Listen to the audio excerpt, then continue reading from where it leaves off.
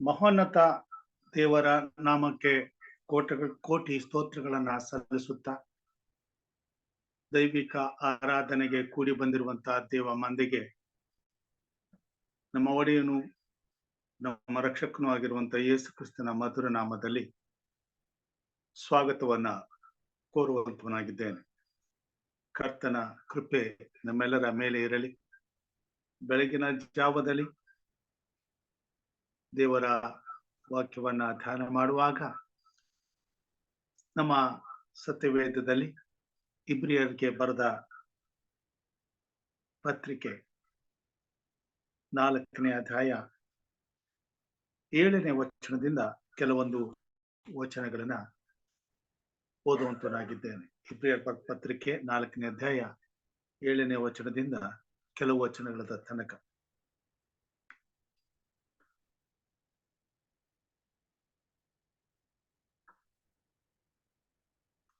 ಆತನು ದಾವೀದನ ಬಾಯಿಂದ ಮಾತಾಡಿ ಈ ಹೊತ್ತೇ ಎಂದು ಒಂದಾನೊಂದು ದಿವಸವನ್ನು ಗೊತ್ತು ಮಾಡುತ್ತಾನೆ. ಹೇಗೆಂದರೆ, ನೀವು ಈ ಹೊತ್ತು ದೇವರ ಶಬ್ದಕ್ಕೆ ಕಿವಿಗೊಟ್ಟರೆ ನಿಮ್ಮ ಹೃದಯಗಳನ್ನು ಕಠಿಣ ಮಾಡಿಕೊಳ್ಳಬೇಡಿರಿ ಎಂದು ಮೇಲ್ಕಂಡ ವಚನದಲ್ಲಿ ಹೇಳುತ್ತಾನಷ್ಟೆ.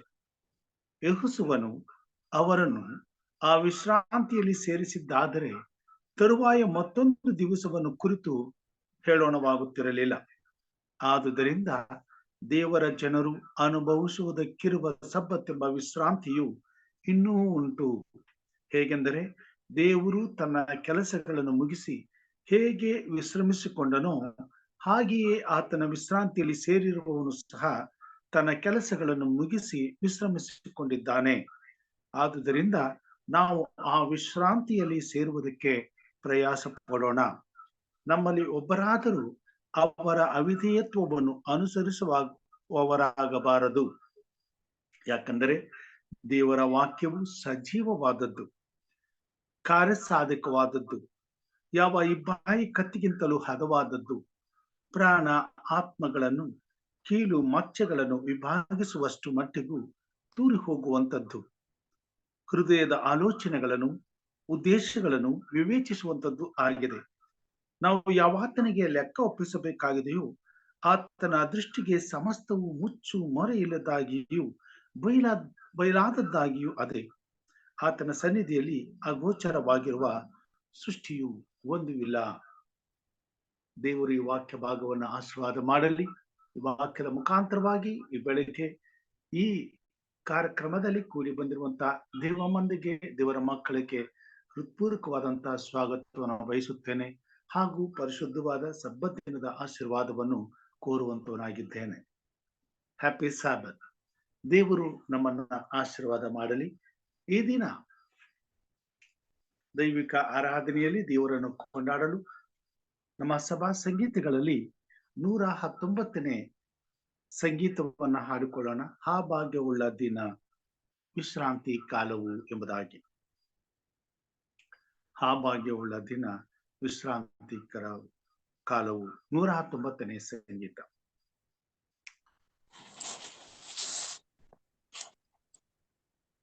ಆ ಭಾಗ್ಯವುಳ್ಳ ದಿನ ವಿಶ್ರಾಂತಿ ಕಾಲವು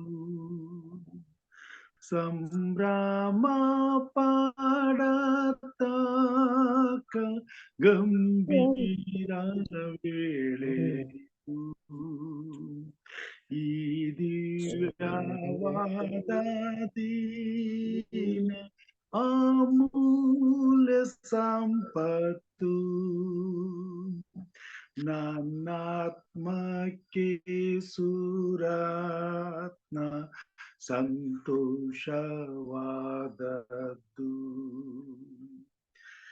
ಈ ಹೊತ್ತು ಕ್ರೈಸ್ತ ಸಭೆ ಎಲ್ಲೆಲ್ಲೂ ಕೂಡುತ್ತೆ, ಎಲ್ಲರಿಗೂ ಸುವಾರ್ತೆ ಪ್ರಸಂಗವಾಗುತ್ತೆ. ಅಜ್ಞಾನ ಮನದಲ್ಲಿ ಪ್ರಕಾಶ ಹುಟ್ಟುತ್ತೆ, ಸದ್ಭಕ್ತ ಜನರಲ್ಲಿ ಆಸಕ್ತಿ ಹೆಚ್ಚುತ್ತೆ. ಈ ದಿನ ದೇವಧಾನ ಹೆಚ್ಚಾಗಿ ಮಾಡುವೆ. ವಿಮೋಚನೆಯಾರಾಗ ಇಂಪಾಗಿ ಹಾಡುವೆ. ಭೂಲೋಕದಲ್ಲಿ ಸಾಬತ್ ಸಮಾಪ್ತವಾದರು, ಸುಲೋಕದಲ್ಲಿ ಸಾಬತ್ ಎಂದೆಂದು ತೀರದು. ಅಮ್ಮೇ ಹಾಗೆಯೇ ಆಗಲಿ. ದೇವರ ನಾಮಕ್ಕೆ ಸ್ತೋತ್ರವನ್ನ ಸಲ್ಲಿಸುತ್ತಾ ಹಿರಿಯರಾದಂತ ಇಲ್ಲಿ ನಮ್ಮವರ ಜೊತೆಗೆ ನಾವು ಪ್ರಾರ್ಥನೆಯನ್ನ ಮಾಡಿಕೊಳ್ಳೋಣ.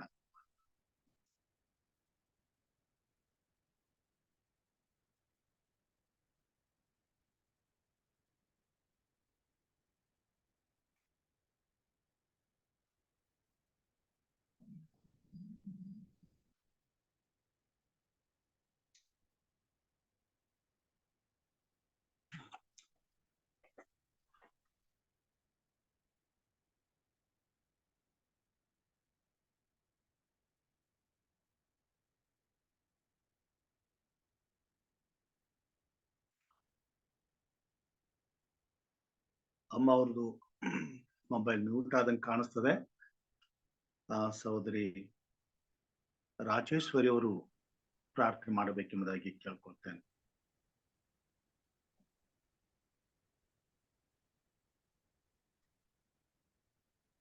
ಪ್ರಾರ್ಥನೆ ಮಾಡೋಣ. Happy sabbath, happy morning.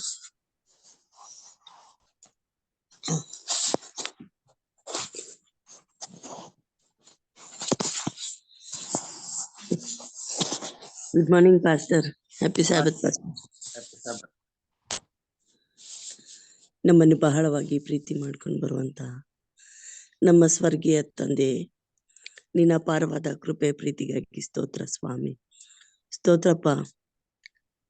ರಾತ್ರಿ ಎಲ್ಲ ಸುಖವಾದ ನಿದ್ರೆ ಕೊಟ್ಟು ಈ ಮುಂಜಾನೆ ವೇಳೆಯಲ್ಲಿ ಸ್ವಾಮಿ ಎಚ್ಚರವಾಗಿದ್ದು ಪ್ರಾರ್ಥಿಸಿರಿ ಎಂಬುದಾಗಿ ಈ ಚಿಕ್ಕ ಹಿಂಡಾಗಿ ನಿನ್ನ ಪಾದದಲ್ಲಿ ಬಂದು ನಿನ್ನನ್ನು ಪ್ರಾರ್ಥಿಸಲು ಕೊಂಡಾಡಲು ಆ ಒಂದು ಭಾಗ್ಯ ದಿನ ನಮಗಾಗಿ ನೀನು ಇದ್ದಕ್ಕಾಗಿ ನೀನು ಸ್ತೋತ್ರ ಹೇಳುವಂತ ಈ ಮಹಾಭಾಗ್ಯ ಜೀವಿತದಲ್ಲಿ ಅನುಗ್ರಹ ಮಾಡಿದಕ್ಕಾಗಿ ಸ್ತೋತ್ರಪ್ಪ. ಸಬ್ಬ ದಿನದಲ್ಲಿ ರಕ್ಷಕನೇ, ನಿನ್ನ ನಾಮ ಕೊಂಡು ಓಡಾಡುವಂತೆ ನಮ್ಮನ್ನು ಸ್ವಾಮಿ ನಿನ್ನನ್ನು ಆರಾಧಿಸುವಂತೆ, ನಿನ್ನ ವಾಕ್ಯ ಕಲಿಯುವಂತೆ ನೀನು ಅನುಗ್ರಹಿಸಿದ ಈ ಸದಾವಕಾಶಕ್ಕಾಗಿ ಸ್ತೋತ್ರ ಹೇಳ್ತೇನಪ್ಪ. ತಂದೆಯಾದ ದೇವರೇ, ಮುಂಜಾನೆ ನಿನ್ನ ಬೋಧಕರು, ನೀನು ಆರಿಸಿಕೊಂಡಂತ ಸೇವಕರು ಸ್ವಾಮಿ ಇಂಥ ಒಂದು ಈ ಹಿಂಡನ್ನು ನಡೆಸ್ತಿರುವಾಗ ಅವ್ರ ಜೊತೆಯಲ್ಲಿ ನೀನಿರು. ಅವ್ರ ಕುಟುಂಬನ ಆಶೀರ್ವದಿಸು, ಅವ್ರ ಸೇವೆನ ಆಶೀರ್ವದಿಸು. ಕೂಡಿ ಬರ್ಲಿಕ್ಕಿರುವ ನಿನ್ನ ಭಕ್ತಾದಿಗಳು ಸರಿಯಾದ ಸಮಯಕ್ಕೆ ಬಂದು ನಿನ್ನನ್ನು ಆರಾಧಿಸುವಂತೆ ಕೊಂಡಾಡುವಂತೆ ನಡೆಸು ಸ್ವಾಮಿ. ನಿನ್ನ ಕೃಪೆಗೆ ಕಾಪಾಡು, ನಡೆಸು.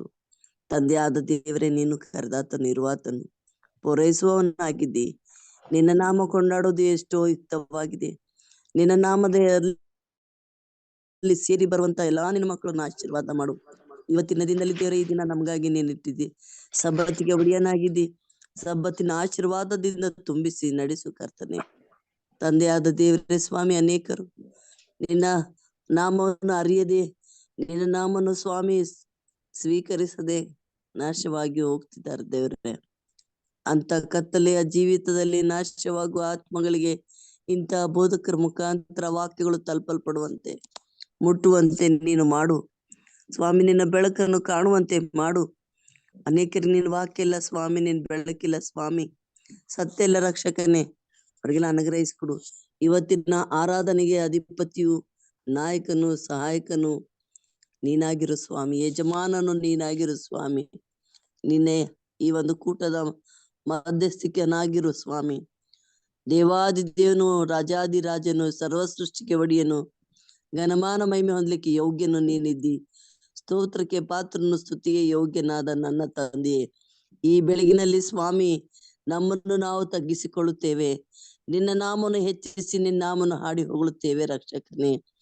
ತಂದೆಯೇ, ನಿನ್ನ ಆ ವಿಶ್ರಾಂತಿ ದಿನದಲ್ಲಿ ನಮ್ಮನ್ನೆಲ್ಲ ನಿನ್ನ ಕೂಡ ಮಾಡು, ಸೇರ ಮಾಡು. ನಿನ್ನನ್ನು ಆರಾಧಿಸುವಂತ ಭಾಗ್ಯಕ್ಕೆ ನೀನ್ ನಡೆಸು ಸ್ವಾಮಿ. ತಂದೆಯಾದ ದೇವರೇ, ಭಕ್ತಿ ಭಯದಿಂದ ಪ್ರಾರ್ಥನೆ ಪೂರ್ವಕವಾಗಿ ಈ ಒಂದು ಪವಿತ್ರವಾದ ಆರಾಧನೆಗೆ ಸೇರುವಂತೆ ಎಲ್ಲರನ್ನು ನೀನು ನಡೆಸು ಸ್ವಾಮಿ. ನಿನ್ನ ಕೃಪೆಯಿಂದ ತುಂಬಿಸು ಸ್ವಾಮಿ. ಬೋಧಕರ ಮುಖಾಂತರ ಬರ್ತಕ್ಕಂಥ, ಬಾಯಿಂದ ಬಂದತಕ್ಕಂಥ ಒಂದೊಂದು ವಾಕ್ಯವು ಸ್ವಾಮಿ ಅದು ಸಜೀವವಾದದ್ದು, ಬಳಲಿ ಬೆಂಡಾದವರಿಗೆ ಬಲ ಕೊಡ್ತಕ್ಕಂಥದ್ದು ಸ್ವಾಮಿ. ಸೋತವನಿಗೆ ಸ್ವಾಮಿ ತ್ರಾಣ ಕೊಡ್ತಕ್ಕಂಥ ನಿನ್ನ ವಾಕ್ಯ ಸ್ವಾಮಿ. ನಾವೆಲ್ಲರ ಆತ್ಮದಲ್ಲಿ ಬೇರೂರಲ್ಪಡುವಂತೆ, ಆ ವಾಕ್ಯದಿಂದ ನಾವು ಬೆಳೆಯುವಂತೆ, ಬಲ ಹೊಂದುವಂತೆ ನಿನ್ನ ಕೃಪೆ ಮಾಡು ತಂದೆಯಾದ ದೇವರೇ. ದಿನ ಪ್ರಾರಂಭಿಸ ಮೊದಲು ನಿನ್ನ ಒಂದು ವಾಕ್ಯದ ವಾಕ್ಯ ಎಂಬ ಆಹಾರವನ್ನು ಉಣ್ಣಬಡಿಸುವ ಬೋಧಕರಿಗೆ ನಿನ್ನ ಜ್ಞಾನ ವಿವೇಕ ತಿಳುವಳಿಕೆ ಕೊಡು. ಸೇವಿಸ್ತಕ್ಕಂಥ ನಮ್ಗಳಿಗೆ ಬಲ ಕೊಡು. ಘನಮಾನ ಮಹಿಮೆ ಹೊಂದು ಆರಾಧನೆಯ ಆದಿ ಅಂತ್ಯ ಮಧ್ಯ ನೀನಾಗಿದ್ದು ಕಾಪಾಡುತ್ತಾ ಮಹಿಮೆ ಹೊಂದ ಬರ್ತಿ ಅಂತೇಳಿ ನನ್ನ ತಂದೆ ನಿನ್ನ ನಾಮದಲ್ಲಿ ದಿನಳಾಗಿ ಅಡ್ಡ ಬಿದ್ದು ಬೇಡ್ತೇನೆ ಸ್ವಾಮಿ. ಆಮೇನ್. ಪರಿಶುದ್ಧವಾದಂತ ದೇವರ ನಾಮಕ್ಕೆ ಕೋಟಿ ಕೋಟಿ ಸ್ತೋತ್ರಗಳನ್ನ ಸಲ್ಲಿಸುತ್ತಾ, ಉತ್ತಮವಾದಂತಹ ಪ್ರಾರ್ಥನೆಗಾಗಿ ಸಹೋದರಿ ರಾಜೇಶ್ವರಿ ಅವರಿಗೆ ನಾನು ವಂದನೆಗಳನ್ನ ಸಲ್ಲಿಸುತ್ತೇನೆ. ಇಬ್ರಿಯರ ಬರೆದ ಪತ್ರಿಕೆ 4ನೇ ಅಧ್ಯಾಯದಲ್ಲಿ ಪೌಲನು ಸಬ್ಬತು ದಿನದ ಕುರಿತಾಗಿ ಪ್ರಸಂಗಿಸುವಂತವನಾಗಿದ್ದಾನೆ. ಹೊಸ ಒಡಂಬಡಿಕೆಯಲ್ಲಿ ಸಬ್ಬತ್ತಿನ ವಿಷಯದಲ್ಲಿ ಪ್ರಸಂಗ ಮಾಡಿದಂತ, ಬೋಧನೆ ಹೇಳಿದಂತ ಒಂದು ಘಟನೆ ಇಬ್ರಿಯರ ಬರೆದ ಪತ್ರಿಕೆಯಲ್ಲಿ ನಾವು ನೋಡುವಂತವರಾಗಿದ್ದೇವೆ. ಇಲ್ಲಿ ಪೌಲನು ದೇವರ ಸಭೆಯನ್ನ ಎಚ್ಚರಿಸುವಂತವನಾಗಿದ್ದಾನೆ. ಇವತ್ತಿನ ದಿನದಲ್ಲಿ ಕ್ರೈಸ್ತ ಸಭೆಗಳಿಗೆ ಈ ಎಚ್ಚರಿಕೆಯ ಸಂದೇಶ ಕೊಡಲ್ಪಡಬೇಕಾಗಿದೆ. ಅನೇಕ ವಿಷಯದಲ್ಲಿ ಸೈತಾನನು ದೇವರಾದುಕೊಂಡಂತ ಮಕ್ಕಳನ್ನ ದೇವರ ಸನ್ಮಾರ್ಗದಿಂದ ತಪ್ಪಿಸಿ ದೇವರ ಸನ್ನಿಧಾನದಲ್ಲಿ ಅವರು ಅನೀತಿವಂತರನ್ನಾಗಿ ಎಣಿಸಲ್ಪಡುವುದಕ್ಕೋಸ್ಕರ ಕಾರ್ಯ ಮಾಡುತ್ತಲೇ ಬಂದಿದ್ದಾನೆ. ಈ ಲೋಕದ ವ್ಯವಸ್ಥೆಯಲ್ಲಿ ಮಾನವನನ್ನ ದೇವರು ತನ್ನ ಕೃಪೆಯ ಸಿಂಹಾಸನದ ಬಳಿಗೆ ತೆಗೆದುಕೊಳ್ಳಲು, ಹಿಂತಿರುಗಿ ಪಡೆದುಕೊಳ್ಳಲು ತನ್ನ ಒಬ್ಬನೇ ಮಗನಾದಂತ ಯೇಸು ಕ್ರಿಸ್ತನನ್ನ ಕಳಿಸಿಕೊಟ್ಟು ಆತನ ಪ್ರಾಣವನ್ನೇ ಕೊಡುವುದರ ಮುಖಾಂತರವಾಗಿ ಮಾನವನ ರಕ್ಷಣೆಯ ಯೋಜನೆಯನ್ನ ಮಾಡಿ, ಆ ಯೋಜನೆಯನ್ನ ಬಹು ಪ್ರಯಾಸದಿಂದ ಬಹಳ ಕಾಲ ಹೋದ ನಂತರ ಈ ಭೂಮಿ ಮೇಲೆ ತಾನು ಕಾರ್ಯವನ್ನ ಸಾಧಿಸಿದನು. ಈ ರಕ್ಷಣೆಯ ಯೋಜನೆಯಲ್ಲಿ ಮುಂದೆ ಆದಿ ಸಭೆಯು ಉದ್ಭವವಾಗಿ ಯೇಸು ಕ್ರಿಸ್ತನ ಹೆಸರಿನಲ್ಲಿ ಮತ್ತೊಂದು ಸುವಾರ್ತೆಯ ಸೇವೆಯನ್ನು, ಕ್ರಿಸ್ತನ ರಾಜ್ಯವನ್ನು ಸಿದ್ಧಪಡಿಸುವಂತ ಕಾರ್ಯವನ್ನು ದೇವರು ಆರಂಭಿಸಿದನು.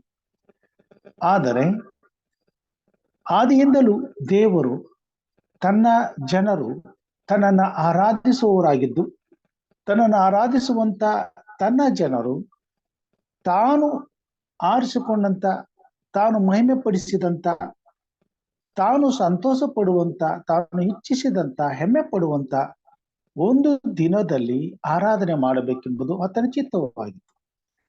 ಆತನನ್ನ ಆರಾಧನೆ ಮಾಡುವಂತ ದಿನ ಯಾವುದು ಎಂಬುದಾಗಿ ಇಸ್ರಾಯೇಲರಿಗೆ ಯೇಸು ಸ್ವಾಮಿ ಸಿನಾಯಿ ಬೆಟ್ಟದ ಮುಖಾಂತರ ಮೇಲೆ ಮೋಸೆಯ ಮುಖಾಂತರವಾಗಿ 10 ಆಜ್ಞೆಗಳನ್ನ ಕೊಡುವುದರ ಜೊತೆಗೆ ತಿಳಿಸಿಕೊಟ್ಟಿದ್ದನು. 10 ಆಜ್ಞೆಗಳ ಮಧ್ಯಭಾಗದಲ್ಲಿ 4ನೆಯ ಆಜ್ಞೆಯು ಸಬ್ಬತ್ ದಿನವಾಗಿದೆ. ಯೇಸು ಕ್ರಿಸ್ತನು ತಂದೆಯಾದ ದೇವರ ಬಳಿಯಿಂದ ಬಂದು ದೇವರ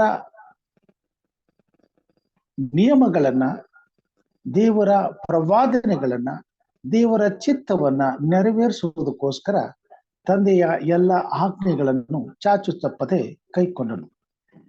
ತಂದೆಯಾದ ದೇವರು ತಾನು ಜನರ ಮಧ್ಯದಲ್ಲಿ ಬಂದು ವಾಸಿಸಲು ಇಷ್ಟಪಟ್ಟನು. ಅದಕ್ಕಾಗಿ ಮೋಸೆಗೆ, ನಾನು ನಿನಗೆ ತೋರಿಸುವ ಮಾದರಿಯ ಪ್ರಕಾರವೇ ನನಗೊಂದು ದೇವರ ಆಲಯವನ್ನು ಕಟ್ಟು, ದೇವರ ಗುಡಾರವನ್ನ ನಿರ್ಮಿಸು, ಯಾಕಂದ್ರೆ ನಾನು ಅವರ ಮಧ್ಯದಲ್ಲಿ ಬಂದು ವಾಸಿಸುವನು ಎಂಬುದಾಗಿ ಹೇಳುತ್ತಾನೆ. ಕರ್ತನು ಇಸ್ರಾಯೇಲರ ಮಧ್ಯದಲ್ಲಿ ವಾಸಿಸುವುದಕ್ಕೆ ಕಾರಣ ಇಸ್ರಾಯೇಲರು ಸಲ್ಲಿಸುವಂತ ಆರಾಧನೆಯನ್ನ ಹೊಂದುವುದಕ್ಕೋಸ್ಕರ. ಇಸ್ರಾಯೇಲರಿಗೆ ದೇವರು ಜನಾಂಗವನ್ನಾಗಿ ರೂಪಿಸುವುದಕ್ಕೆ ಮೊದಲೇ ಸಬ್ಬತ್ ದಿನದ ಆರಾಧನೆಯ ವಿಷಯದಲ್ಲಿ ಅವರಿಗೆ ತಿಳಿಸಿದನು. ಆ ದಿನವನ್ನು ಅವರು ದೇವರ ದಿನವೆಂದು ಆಚರಣೆಗೆ ತರುವುದು ಜ್ಞಾಪಕದಲ್ಲಿ ಇಟ್ಟುಕೊಳ್ಳಬೇಕಾಗಿತ್ತು. ಇಸ್ರಾಯೇಲ್ ಜನಾಂಗವು ಒಂದು ಜನಾಂಗವಾದ ಮೇಲೆ, ಒಂದು ರಾಜ್ಯವಾದ ಮೇಲೆ, ಅಲ್ಲಿ ದೇವರ ಆರಾಧನೆಯು ದಾವೀದನ ಮುಖಾಂತರವಾಗಿ ದಿನನಿತ್ಯವೂ ಬಹಳ ಅತ್ಯಮೂಲ್ಯವಾದದ್ದಾಗಿ ನೆರವೇರಿಸಲ್ಪಡುವಂತಾಯಿತು. ಇಸ್ರೇಲ್ ಜನಾಂಗವು ದೇವರ ಆರಾಧನೆಯನ್ನ ಸಬ್ಬತ್ ದಿನದಲ್ಲಿ ಆರಾಧನೆ ಮಾಡುವಾಗ ದೇವರು ಅದರಲ್ಲಿ ಘನತೆಯನ್ನ ಹೊಂದುತ್ತಿದ್ದನು. ಕೇವಲ ಇಸ್ರೇಲ್ ಜನಾಂಗವು ಮಾತ್ರ ತನ್ನನ್ನು ಆರಾಧಿಸುವುದು ಸಾಕು ಎಂಬುದಾಗಿ ದೇವರು ಎಣಿಸದೆ, ಇಡೀ ಸಕಲ ಕುಲ, ಭಾಷೆ, ಪ್ರಜೆ, ಜನಾಂಗಗಳವರು ತನ್ನ ಕೈಯಿಂದ ಸೃಷ್ಟಿ ಮಾಡಲ್ಪಟ್ಟದ್ದರಿಂದ ತಾನು ಸೃಷ್ಟಿಸಿದಂತಹ ಪ್ರತಿಯೊಬ್ಬ ಮಾನವನು ತನ್ನನ್ನೇ ಆರಾಧಿಸಬೇಕೆಂಬುದಾಗಿ ಇಚ್ಛಿಸುವವನಾಗಿರುವುದರಿಂದ ಅವರಿಗೆ ಇದನ್ನ ಸಬ್ಬತ್ತಿನದ ಆರಾಧನೆಯನ್ನ ಶಾಶ್ವತವಾದ ಒಡಂಬಡಿಕೆಯನ್ನಾಗಿ ಗುರುತನ್ನಾಗಿ ಕೊಟ್ಟು ಅವರು ಈ ಭೂಮಿ ಮೇಲೆ ಲೋಕದ ಎಲ್ಲಾ ಜನಾಂಗಗಳ ಮಧ್ಯದಲ್ಲಿ, ಲೋಕದ ಎಲ್ಲಾ ಜನಾಂಗಗಳಿಗೆ ಸಾಕ್ಷಿಯಾಗಿ ಜೀವಿಸಬೇಕಾಗಿತ್ತು. ಸೃಷ್ಟಿಕರ್ತನಾದ ದೇವರು ಒಬ್ಬನೇ, ಆ ಒಬ್ಬನೇ ದೇವರಾದ ಯೆಹೋವನನ್ನು ಭೂಮಿಯಲ್ಲಿರ್ತಕ್ಕಂಥ ಸಕಲ ಕುಲ, ಭಾಷೆ, ಪ್ರಜೆ, ಜನಾಂಗಗಳು, ನಿವಾಸಿಗಳು ಆತನೊಬ್ಬನನ್ನೇ ಆರಾಧಿಸಬೇಕೆಂಬುದನ್ನ ಅವರು ಕಲಿಸಬೇಕಾಗಿತ್ತು, ಬೋಧಿಸಬೇಕಾಗಿತ್ತು ಮತ್ತು ಈ ಲೋಕದ ಎಲ್ಲಾ ಜನರಿಗೆ ಸಾರಿ ಹೇಳಬೇಕಾಗಿತ್ತು. ಅದಕ್ಕಾಗಿ ಲೋಕದ ನಡುವೆ ಇಸ್ರಾಯೇಲ್ ಜನಾಂಗವನ್ನ ಆರಿಸಿಕೊಂಡು ಅದನ್ನ ಒಂದು ದೊಡ್ಡ ಜನಾಂಗವನ್ನಾಗಿ ಆಶೀರ್ವದಿಸಿದನು ಮತ್ತು ಅವರಿಗೆ ಈ ಅಪ್ಪಣೆಯನ್ನ ಕೊಟ್ಟಿದ್ದನು. 78ನೇ ಕೀರ್ತನೆಯಲ್ಲಿ ದಾವೀದನು ಬರೆಯುತ್ತಾನೆ 5ನೇ ವಚನದಿಂದ, ಆತನು ಯಾಕೋಬನ ವಂಶದಲ್ಲಿ ಕಟ್ಟಳೆಯನ್ನಿಟ್ಟು ಇಸ್ರಾಯೇಲರಿಗೆ ನಿಯಮ ಮಾಡಿ ನಮ್ಮ ಹಿರಿಯರಿಗೆ ಆಜ್ಞಾಪಿಸಿದ್ದೇನೆಂದರೆ, ಅವುಗಳನ್ನು ನಿಮ್ಮ ಮಕ್ಕಳಿಗೆ ಹೇಳಿಕೊಡಿರಿ, ಇದರಿಂದ ಅವು ಮುಂದಿನ ತಲೆಯವರಿಗೆ ಗೊತ್ತಾಗಿ ಅವರ ಮಕ್ಕಳು ಅವುಗಳನ್ನು ತಮ್ಮ ಮಕ್ಕಳು ಮೊಮ್ಮಕ್ಕಳಿಗೆ ತಿಳಿಸುತ್ತಾ ಹೋಗುವರು.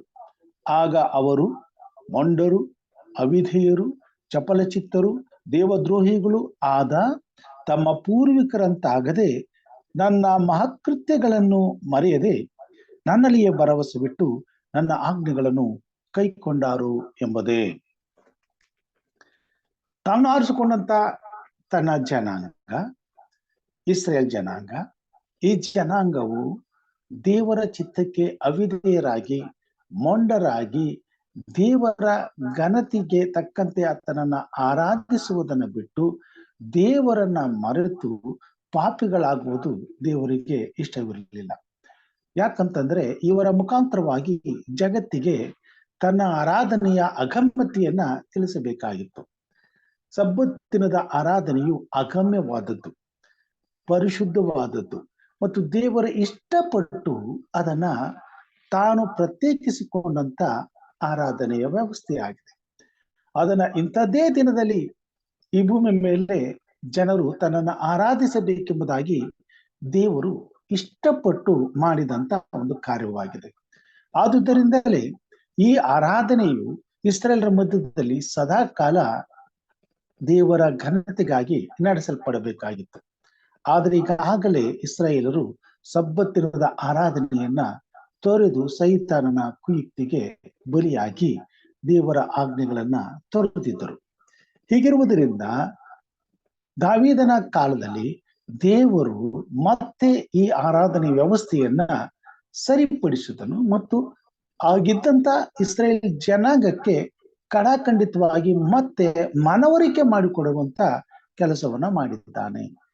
ಅವರು ದೇವರ ಈ ಪರಿಶುದ್ಧವಾದ ನಿಬಂಧನೆಗಳ ವಿಷಯವಾಗಿ ತಂದೆಯಾದ ದೇವರ ಕುರಿತಾದಂತ ಸತ್ಯವನ್ನ ತಮ್ಮ ಮಕ್ಕಳಿಗೂ ಅವರ ಮಕ್ಕಳಿಗೂ ಅವರು ತಿಳಿಸುತ್ತಾ ತಲತಲಾಂತರಗಳವರೆಗೆ ಈ ಸತ್ಯವನ್ನ ದೇವರನ್ನ ನಂಬಿರುವಂತ ದೇವರನ್ನ ಪ್ರೀತಿಸುವಂತ ದೇವರ ಜನಾಂಗವು ಆತನ ಪರಿಶುದ್ಧವಾದ ಸಬ್ಬತ್ತಿನದಲ್ಲಿ ಆರಾಧಿಸಿ ದೇವರನ್ನ ಘನಪಡಿಸುವುದು ಯುಕ್ತವಾಗಿತ್ತು.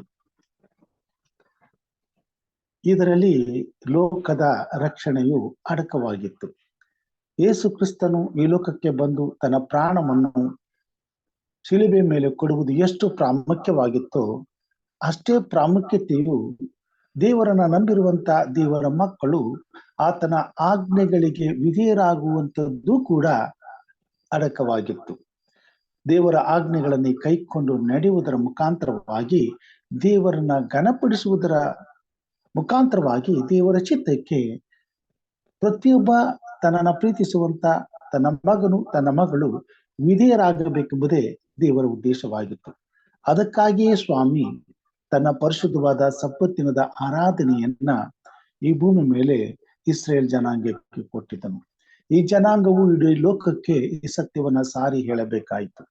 ಆದರೆ ಯಾರಿಗೆ ದೇವರು ಈ ಸತ್ಯವನ್ನ ಕೊಟ್ಟನೋ ಅವರೇ ದುರ್ಮಾರ್ಗಿಗಳಾಗಿ ಕೆಟ್ಟು ಹೋದಾಗ ದೇವರು ಯೇಸು ಕ್ರಿಸ್ತನ ಶಿಲುಬೆಯ ಮರಣದ ಮುಖಾಂತರವಾಗಿ ಈ ಲೋಕದಲ್ಲಿ ಮತ್ತೆ ಈ ಸತ್ಯವನ್ನ ಲೋಕದ ಸಕಲ ಕುಲ ಭಾಷೆ ಪ್ರಜೆ ಜನಾಂಗಗಳಿಗೆ ಸಾರಿ ಹೇಳುವಂತ ಅವಕಾಶವನ್ನ ಮಾಡಿಕೊಟ್ಟನು.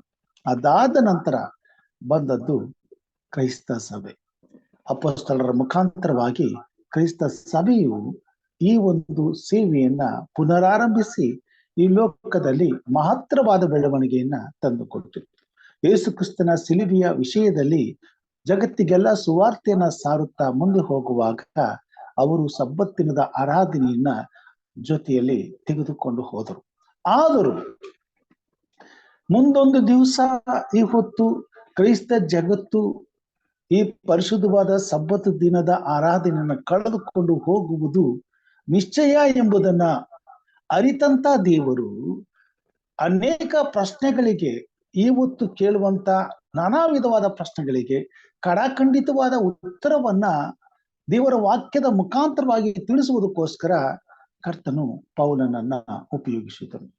ಅದಕ್ಕಾಗಿ ಪೌಲನು ಇಸ್ರೇಲ್ ಜನಾಂಗದ ಮಧ್ಯದಲ್ಲಿ ಸುವಾರ್ತೆ ಸಾರುವಾಗ ಈ ಸತ್ಯವನ್ನ ಅವರಿಗೆ ತಿಳಿಸ್ತಾನೆ.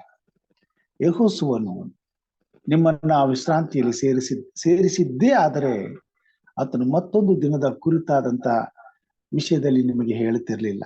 ಅದೇನೆಂದರೆ ದಾವೀದನ ಬಾಯಿಂದ ಮಾತಾಡಿ ಈ ಹೊತ್ತೇ ಎಂದು ಒಂದಾನೊಂದು ದಿವಸವನ್ನು ನಿಮಗೆ ಗೊತ್ತು ಮಾಡುತ್ತಾನೆ. ಹೇಗೆಂದರೆ ನೀವು ಈ ಹೊತ್ತು ದೇವರ ಶಬ್ದಕ್ಕೆ ಕಿವಿಗೊಟ್ಟರೆ ನಿಮ್ಮ ಹೃದಯಗಳನ್ನು ಕಠಿಣಪಡಿಸಿಕೊಳ್ಳಬೇಡಿರಿ ಎಂದು ಮೇಲ್ಕಂಡ ವಚನದಲ್ಲಿ ಹೇಳಿದ್ದಾನಷ್ಟೇ. ಯೆಹೋಶುವನು ಅವರನ್ನು ಆ ವಿಶ್ರಾಂತಿಯಲ್ಲಿ ಸೇರಿಸಿದ್ದೇ ಆದಿದ್ದರೆ ತರುವಾಯ ಮತ್ತೊಂದು ದಿವಸವನ್ನು ಕುರಿತು ಹೇಳೋಣವಾಗುತ್ತಿರಲಿಲ್ಲ. ಆದುದರಿಂದ ದೇವರ ಜನರು ಅನುಭವಿಸುವುದಕ್ಕಿರುವ ಸಬ್ಬತ್ತೆಂಬ ವಿಶ್ರಾಂತಿಯು ಇನ್ನೂ ಉಂಟು. ಪ್ರಿಯ ಸ್ನೇಹಿತರೆ, ದೇವ ಮಕ್ಕಳೇ, ಈ ಸತ್ಯವನ್ನ ದೇವ ಜನರು ಎಂಬುದಾಗಿ ನಂಬಿರುವಂತ ಕರೆಸಿಕೊಳ್ಳಲು ಹೆಮ್ಮೆ ಪಡುವಂತ ಕ್ರೈಸ್ತ ಮಕ್ಕಳು ಅರಿಯಬೇಕಾಗಿದೆ. ಪೌಲನ ಇತರ ಎಲ್ಲಾ ಸುವಾರ್ತೆಯನ್ನ ಪ್ರಾಣಕ್ಕಿಂತಲೂ ಹೆಚ್ಚಾಗಿ ಪ್ರೀತಿಸಿ ಆತನನ್ನೇ ಮಾದರಿ ಮಾಡಿಕೊಂಡು ಸುವಾರ್ತೆ ಸಾರುತ್ತಿರುವ ಪ್ರತಿಯೊಬ್ಬ ದೇವರ ಮಗನು ದೇವರ ಮಗಳು ಈ ಸತ್ಯವನ್ನ ಅರ್ಥ ಮಾಡಿಕೊಳ್ಳಬೇಕಾಗಿದೆ. ಪೌಲನು ಹೇಳುತ್ತಿರುವ ಮಾತುಗಳೆಲ್ಲ ಸುವಾರ್ತೆಯ ಪಾಲಾಗಿದೆ ಮತ್ತು ಸುವಾರ್ತೆಯ ಭಾಗವಾಗಿದೆ, ಪರಿಶುದ್ಧವಾದ ದೇವರ ಸತ್ಯವಾಗಿದೆ.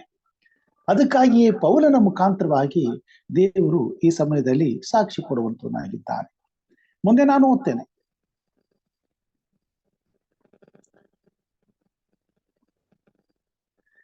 ಹೇಗೆಂದರೆ ದೇವರು ತನ್ನ ಕೆಲಸಗಳನ್ನು ಮುಗಿಸಿ ಹೇಗೆ ವಿಶ್ರಮಿಸಿಕೊಂಡನೋ ಹಾಗೆಯೇ ಆತನ ವಿಶ್ರಾಂತಿಯಲ್ಲಿ ಸೇರಿರುವವನು ಸಹ ತನ್ನ ಕೆಲಸಗಳನ್ನು ಮುಗಿಸಿ ವಿಶ್ರಮಿಸಿಕೊಂಡಿದ್ದಾನೆ.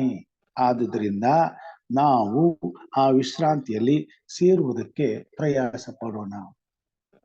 ಯಹೂದಿಯಾಗಿದ್ದಂತ ಪೌಲನು ಯೇಸು ಕ್ರಿಸ್ತನನ್ನ ಅಂಗೀಕರಿಸಿಕೊಂಡು ಈಗ ಕ್ರೈಸ್ತನಾಗಿ ಕ್ರಿಸ್ತನಿಗೆ ದಾಸನಾಗಿ ಸುವಾರ್ಥ ಸೇವೆಯನ್ನ ಮಾಡುತ್ತಾ ತನ್ನ ಸುವಾರ್ಥ ಸೇವೆಯಲ್ಲಿ ಈ ಸತ್ಯವನ್ನ ಪ್ರಸಂಗಿಸುತ್ತಿದ್ದಾನೆ, ತಿಳಿಸುತ್ತಿದ್ದಾನೆ. ಸುವಾರ್ತೆಯಲ್ಲಿ ಈ ಸತ್ಯವನ್ನ ನಮಗೆ ಬೋಧನೆ ಮಾಡುವಂತವನಾಗಿದ್ದಾನೆ. ಆತನು ತಾನೇ ಈ ಸತ್ಯವನ್ನ ಎತ್ತಿ ಹಿಡಿಯುವಂತವನಾಗಿದ್ದಾನೆ ಮತ್ತು ತಾನು ಈ ಸತ್ಯದಲ್ಲಿ ನಡೆದುಕೊಳ್ಳುವುದು ಮಾತ್ರವಲ್ಲದೆ ದೇವರನ್ನ ಪ್ರೀತಿಸುವಂತ ಯೇಸು ಕ್ರಿಸ್ತನ ಹೆಸರಿನಲ್ಲಿ ಕ್ರೈಸ್ತರೆಂಬುದಾಗಿ ಕರೆಸಿಕೊಳ್ಳುವ ಪ್ರತಿಯೊಬ್ಬ ದೇವರ ಮಕ್ಕಳಿಗೆ ಈ ಸತ್ಯವನ್ನ ತಿಳಿಸುವಂತವನಾಗಿದ್ದಾನೆ.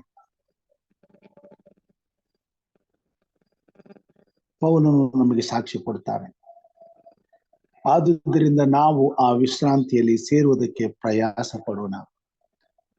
ನಾವು ಅಂತ ಹೇಳುವಾಗ ಈ ಭೂಮಿ ಮೇಲೆ ವಾಸಿಸುತ್ತಿರುವ ಯೇಸು ಕ್ರಿಸ್ತನನ್ನು ಹೃದಯಕ್ಕಿಂತ ಹೆಚ್ಚಾಗಿ, ಪ್ರಾಣಕ್ಕಿಂತ ಹೆಚ್ಚಾಗಿ ಹೃದಯದಲ್ಲಿ ಪ್ರೀತಿಸುವಂತ ದೇವರ ಮಕ್ಕಳಿಗೆ ಮಾತನ್ನ ಹೇಳ್ತಾನೆ. ನಾನು ಕ್ರಿಸ್ತನನ್ನ ಅಂಗೀಕರಿಸಿಕೊಂಡು ಆತನ ಸಿಲುಬೆಯ ವಿಷಯವಾದ ಸುವಾರ್ತೆಯ ಸಾರುವ ಸೇವಕನಾಗಿದ್ದೇನೆ.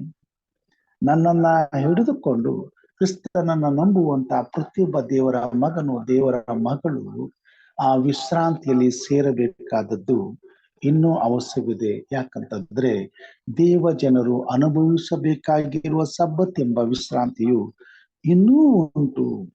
ಆದುದರಿಂದ ನಮ್ಮಲ್ಲಿ ಒಬ್ಬರಾದರೂ ನಾವು ಆ ವಿಶ್ರಾಂತಿಯಲ್ಲಿ ಸೇರುವುದಕ್ಕೆ ಪ್ರಯಾಸ ಪಡೋಣ. ನಮ್ಮಲ್ಲಿ ಒಬ್ಬರಾದರೂ ಅವರ ಅವಿಧೇಯತ್ವವನ್ನು ಅನುಸರಿಸುವವರಾಗಬಾರದು. ಯಾರ ಅವಿಧೇಯತ್ವ? ಯಾರಿಗೆ ಪರಿಶುದ್ಧವಾದ ಸಬ್ಬತ್ ದಿನವನ್ನು ತನ್ನ ದಿನವೆಂಬುದಾಗಿ ಆಚರಣೆಗೆ ತರುವುದಕ್ಕೆ ಜ್ಞಾಪಕದಲ್ಲಿ ಇಟ್ಟುಕೊಳ್ಳಬೇಕೆಂಬುದಾಗಿ ಅಪ್ಪಣೆ ಕೊಟ್ಟು ಅವರ ಪಾಲಿಗೆ ವಹಿಸಿದಂತ ಇಸ್ರಾಯೇಲ್ ಜನಾಂಗದವರು ದೇವರನ್ನ ಮರೆತು ಸಬ್ಬತ್ತಿನದವನ್ನ ತಿರಸ್ಕರಿಸಿ ಸಬ್ಬತ್ತಿನದ ಆರಾಧನೆಯನ್ನ ಅವರು ಕಳೆದುಕೊಂಡಿದ್ದಾಗ, ಸಬ್ಬತ್ತಿನದ ಆರಾಧನೆಯನ್ನ ಅವರು ಅವಮಾನಿಸಿದಾಗ, ತಿರಸ್ಕರಿಸಿದಾಗ ಅವರ ಅವಿಧೇಯತ್ವವನ್ನು ನಾವು ಅನುಸರಿಸಬಾರದು ಎಂಬುದಾಗಿ ಪೌಲನು ಹೇಳ್ತಾರೆ. ಇದರ ಅರ್ಥ ಇಸ್ರೇಲರಿಗೆ ಕೊಟ್ಟಂತ ಆಜ್ಞೆಗಳನ್ನ ಅವರು ಕೈಕೊಂಡು ನಡೀಲಿಲ್ಲ. ಅವರು ಮೊಂಡರಾದರು, ಅವರು ಅವಿಧೇಯರಾದರು.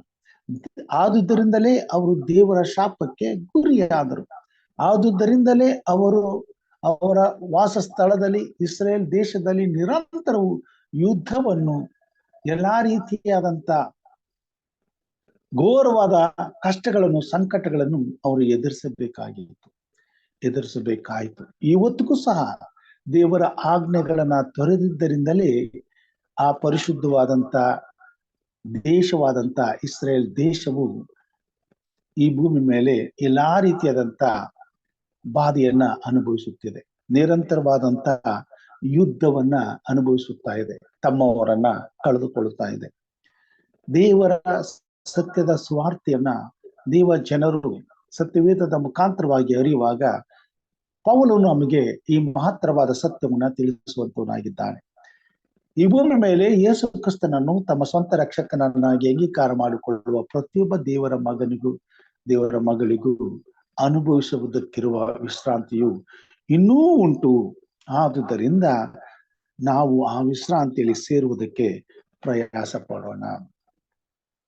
ನಮ್ಮಲ್ಲಿ ಒಬ್ಬರಾದರೂ ಅವರ ಅವಿಧೇಯತ್ವವನ್ನು ಅನುಸರಿಸುವವರಾಗಬಾರದು.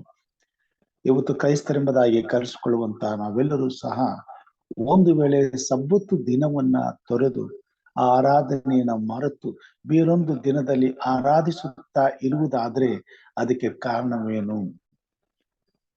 ಪ್ರಿಯ ಸಹೋದರ ಸಹೋದರಿಯರೇ, ಯೇಸು ಕ್ರಿಸ್ತನ ಸಿಲುಬೆಯ ಮರಣವನ್ನ ತಪ್ಪಿಸಲು ಸೈತಾನನು ಕ್ರಿಸ್ತನು ಶಿಶುವಾಗಿ ಈ ಲೋಕಕ್ಕೆ ಹುಟ್ಟಿ ಬಂದಾಗಲೇ, ಆ ಶಿಶುವಾಗಿರುವಾಗಲೇ ಆತನನ್ನ ನಾಶಪಡಿಸುವಂತ ಪ್ರಯತ್ನವನ್ನ ಮಾಡಿದನು. ರೋಮ್ ಚಕ್ರಾಧಿಪತಿಯಾದಂತ ಆ ರೋಮನ್ ಅರಸನಿಗೆ ಈ ಒಂದು ಸಂದೇಶವನ್ನ ಕಳಿಸ್ತಾನೆ. ಸತ್ಯದ ರಾಜನ ವಿಷಯದಲ್ಲಿ ಯಾವಾಗ ಯೇಸು ಕ್ರಿಸ್ತನ ಜನನ ಆಗ್ತದೆ, ಯೆಹೂದ್ಯರ ಮಧ್ಯದಲ್ಲಿ ಅವರ ನಾಳುವಂತ ಅರಸನು ಹುಟ್ಟುತ್ತಾನೆಂಬುದಾಗಿ ಜೋಯಿಸರ ಮುಖಾಂತರವಾಗಿ ಅರಸನಿಗೆ ತಿಳಿಯುತ್ತದೆ. ಆತನು ಒಂದು ಆಜ್ಞೆಯನ್ನು ಹೊರಡಿಸ್ತಾನೆ. ಆಜ್ಞೆ ಏನಂತಂದ್ರೆ, ಇಸ್ರೇಲ್ ಜನಾಂಗದ ಮಧ್ಯದಲ್ಲಿ 2 ವರ್ಷಕ್ಕಿಂತ ಕಡಿಮೆ ಇರುವಂತ ಎಲ್ಲಾ ಶಿಶುಗಳನ್ನ ಸಂಹರಿಸಬೇಕು. ಆ ದಿನ ಕೆಲಸ ನಡೆದುತ್ತದೆ. ಇಸ್ರೇಲ್ ಜನಾಂಗದಲ್ಲಿ ಇದ್ದಂತ ಎಲ್ಲಾ ಗಂಡು ಮಕ್ಕಳನ್ನ ಸಂಪೂರ್ಣವಾಗಿ ಕೊಂದು ಬಿಡ್ತಾರೆ. ಆದ್ರೆ ಕ್ರಿಸ್ತನನ್ನ ಸ್ವಾಮಿ ಸಂರಕ್ಷಿಸ್ತಾನೆ.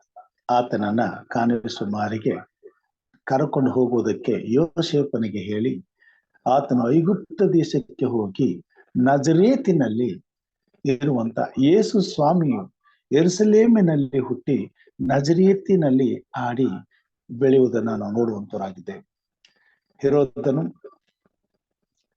ಸಂಪೂರ್ಣವಾಗಿ ನಾಶವಾಗಿ ಹೋಗುವ ತನಕ ಕ್ರಿಸ್ತನು ಅಲ್ಲಿ ಆಡಿ ಬೆಳೆಯಬೇಕಾಗ್ತದೆ. ಹೇಗೆ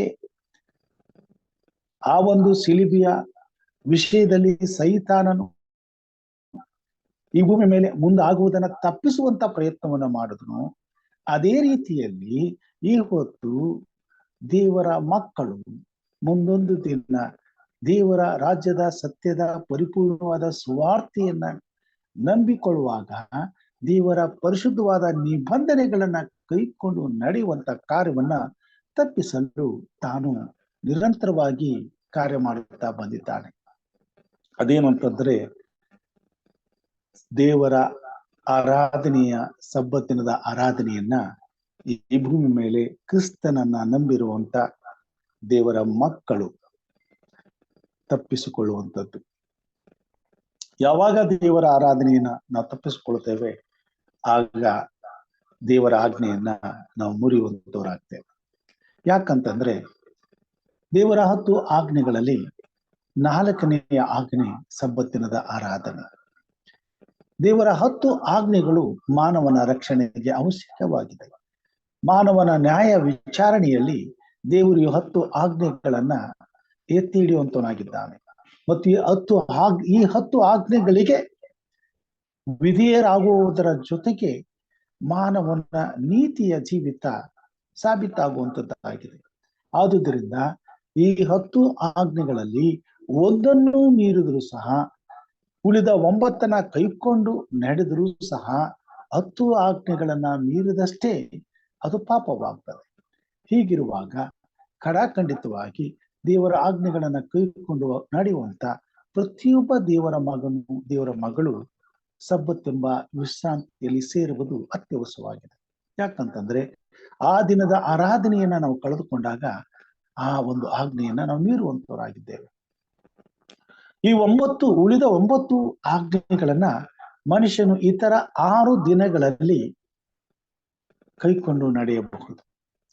ಆದ್ರೆ ಸಬ್ಬತ್ತು ದಿನದ ಈ ಆಜ್ಞೆಯನ್ನ ನಾವು ಇತರ 6 ದಿನಗಳಲ್ಲಿ ಕೈಕೊಂಡು ನಡೀಲಿಕ್ಕೆ ಸಾಧ್ಯವಿಲ್ಲ. ಈ ಒಂದು ಆಜ್ಞೆಯು ಸಬ್ಬತ್ತು ದಿನದಲ್ಲಿ ಮಾತ್ರ ನಾವು ಕೈಕೊಂಡು ನಡೆಯುವವರಾಗಿದ್ದೇವೆ. ಈ ಒಂದು ಆಜ್ಞೆಯನ್ನ ಬೇರೆ ದಿನಕ್ಕೆ ಬದಲಾಯಿಸುವಂತ ಹಕ್ಕು ನಮಗೆ ಯಾರಿಗೂ ದೇವರು ಕೊಟ್ಟಿಲ್ಲ. ಮತ್ತು ಈ ದಿನವನ್ನ ಬಿಟ್ಟು ಬೇರೆ ಯಾವುದೇ ದಿನದಲ್ಲಿ ಆರಾಧನೆ ಮಾಡಿದರೂ ಅದು ಸಬ್ಬತ್ತಿನದ ಆರಾಧನೆ ಆಗುವುದಿಲ್ಲ. ಯಾಕಂತಂದ್ರೆ ದೇವರು ಆದಿಯಲ್ಲಿ ಸೃಷ್ಟಿ ಮಾಡುವಾಗಲೇ ತನ್ನನ್ನು ಆರಾಧಿಸುವ ದಿನ ಇಂಥದ್ದೇ ಆಗಿರಬೇಕೆಂಬುದಾಗಿ ಆ ದಿನವನ್ನ ಆತನು ಪ್ರತ್ಯೇಕಿಸಿಕೊಂಡಿದ್ದಾನೆ. ಅದನ್ನ ಆದಿಕಾಂಡದಲ್ಲಿ ನಾವು ನೋಡುವಂತವರಾಗಿದ್ದೇವೆ. ನಮ್ಮ ಸತ್ಯವೇದವನ್ನ ಆದಿಕಾಂಡ 2ನೇ ಅಧ್ಯಾಯಕ್ಕೆ ತಿರುಗಿಸಿದರೆ ಅಲ್ಲಿ ಈ ರೀತಿಯಾಗಿ ಆತನು ನಮಗೆ ತಿಳಿಸುವಂತವನಾಗಿದ್ದಾನೆ. 1ನೆಯ ವಚನದಲ್ಲಿ, 2ನೇ ಅಧ್ಯಾಯ 1ನೆಯ ವಚನದಲ್ಲಿ, ಹೀಗೆ ಭೂಮ್ಯಾಕಾಶಗಳು ಅವುಗಳಲ್ಲಿರುವ ಸಮಸ್ತವು ನಿರ್ಮಿತವಾದವು. ದೇವರು ತನ್ನ ಸೃಷ್ಟಿ ಕಾರ್ಯವನ್ನು ಮುಗಿಸಿಬಿಟ್ಟು 7ನೆಯ ದಿನದಲ್ಲಿ ವಿಶ್ರಮಿಸಿಕೊಂಡನು. ದೇವರು ತನ್ನ ಸೃಷ್ಟಿ ಕಾರ್ಯವನ್ನು ಮುಗಿಸಿ ಆ 7ನೆಯ ದಿನದಲ್ಲಿ ವಿಶ್ರಮಿಸಿಕೊಂಡಿದ್ದರಿಂದ ಆ ದಿನವನ್ನು ಪರಿಶುದ್ಧ ದಿನವಾಗಿರಲಿ ಎಂದು ಆಶೀರ್ವದಿಸಿದನು. ಪ್ರಿಯವಾದವರೇ, 6 ದಿನಗಳನ್ನ ಮಾನವನಿಗೆ ಒಪ್ಪಿಸಿ ತನಗಾಗಿ ಒಂದು ದಿನವನ್ನ ಪ್ರತ್ಯೇಕಿಸಿಕೊಂಡು ಆ ಒಂದು ದಿನವನ್ನ ಆತನು ಅಭಿಷೇಕಿಸುತ್ತಾನೆ, ಆಶೀರ್ವದಿಸುತ್ತಾನೆ ಮತ್ತು ತನ್ನ ಮಹಿಮೆಗಾಗಿ ಆರಾಧನೆಯನ್ನ ದಿನವನ್ನಾಗಿ ಅದನ್ನ ಸ್ಮಾರಕ ಮಾಡ್ತಾನೆ, ಅದನ್ನ ಒಂದು ಗುರುತನ್ನಾಗಿ ಮಾಡ್ತಾನೆ. ಆ ಗುರುತನ್ನ ಇಸ್ರೇಲ್ ಜನಾಂಗಗಳಿಗೆ, ನಾನು ನಿಮಗೂ ದೇವರಾಗಿರುವೆನು, ನೀವು ನನಗೆ ಪ್ರಜೆಯಾಗಿರುವಿರಿ, ಇದು ನನಗೂ ನಿಮಗೂ ಶಾಶ್ವತವಾದಂತ ಒಡಂಬಡಿಕೆಯ ಗುರುತು ಮತ್ತು ಇದು ಸದಾ ಕಾಲವು ಗುರುತು ಎಂಬುದಾಗಿ ಅವರಿಗೆ ಗುರುತಾಗಿ ಕೊಟ್ಟಿದ್ದಾರೆ. ಆದುದರಿಂದ ಈ ದೇವರ ಅಪ್ಪಣೆಯು ದೇವರ ವಾಕ್ಯದಲ್ಲಿ ನಾವು ನೋಡುವಾಗ ಕೀರ್ತನೆಗಾರನು 105ನೇ ಅಧ್ಯಾಯದಲ್ಲಿ 12ನೇ ವಚನದಲ್ಲಿ ಹೀಗೆ ಹೇಳ್ತಾನೆ,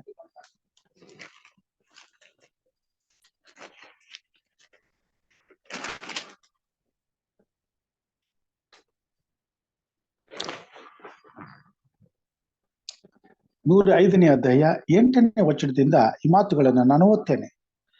ಯೆಹೋವನೆಂಬಾತನೇ ನಮ್ಮ ದೇವರು, ಆತನು ನ್ಯಾಯವಿಧಿಗಳು ಭೂಲೋಕದಲ್ಲೆಲ್ಲ ಇವೆ. ಆತನು ತನ್ನ ವಾಗ್ದಾನವನ್ನು 1000 ತಲೆಗಳವರೆಗೂ, ತನ್ನ ಒಡಂಬಡಿಕೆಯನ್ನು ನಿತ್ಯವೂ ನೆನಪಿನಲ್ಲಿಟ್ಟುಕೊಳ್ಳುತ್ತಾನೆ. ಆತನು ಆ ಒಡಂಬಡಿಕೆಯನ್ನು ಅಬ್ರಾಹ್ಮನ ಸಂಗಡ ಮಾಡಿಕೊಂಡನು, ಇಸಾಕನಿಗೆ ಆಣೆ ಇಟ್ಟನು, ಅದು ರಾಜಶಾಸನದಂತಿರುವುದೆಂದು, ಯಾಕೋಬನಿಗೂ ಶಾಶ್ವತವಾದ ಒಡಂಬಡಿಕೆ ಆಗಿರುವುದೆಂದು ಇಸ್ರಾಯೇಲನಿಗೂ ಕೊಟ್ಟನು. ದೇವರ ಈ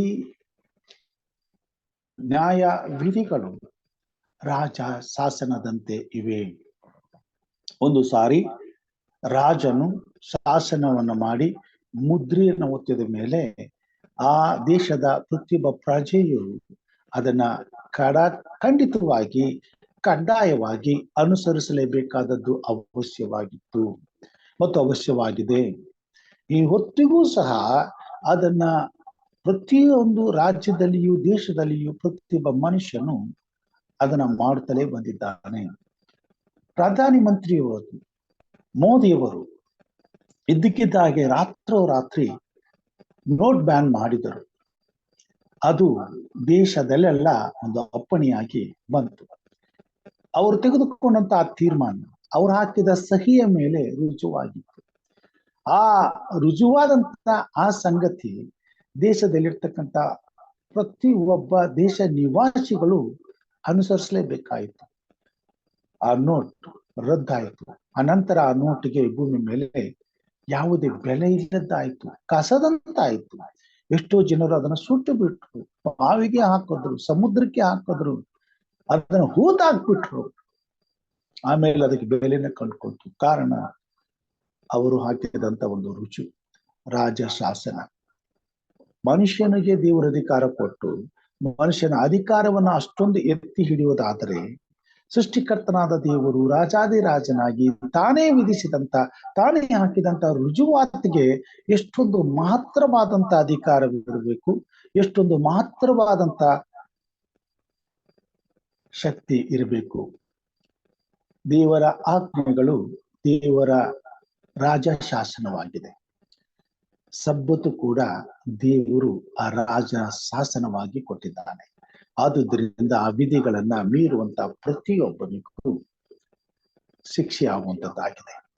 ರಾಜ ಶಾಸನವನ್ನ ಮೀರುವಂತ ಪ್ರತಿಯೊಂದು ಅವಿಧೇಯತ್ವಕ್ಕೂ ಇರುವಂತ ಶಿಕ್ಷೆ ಒಂದೇ, ಮರಣದಂಡನೆ.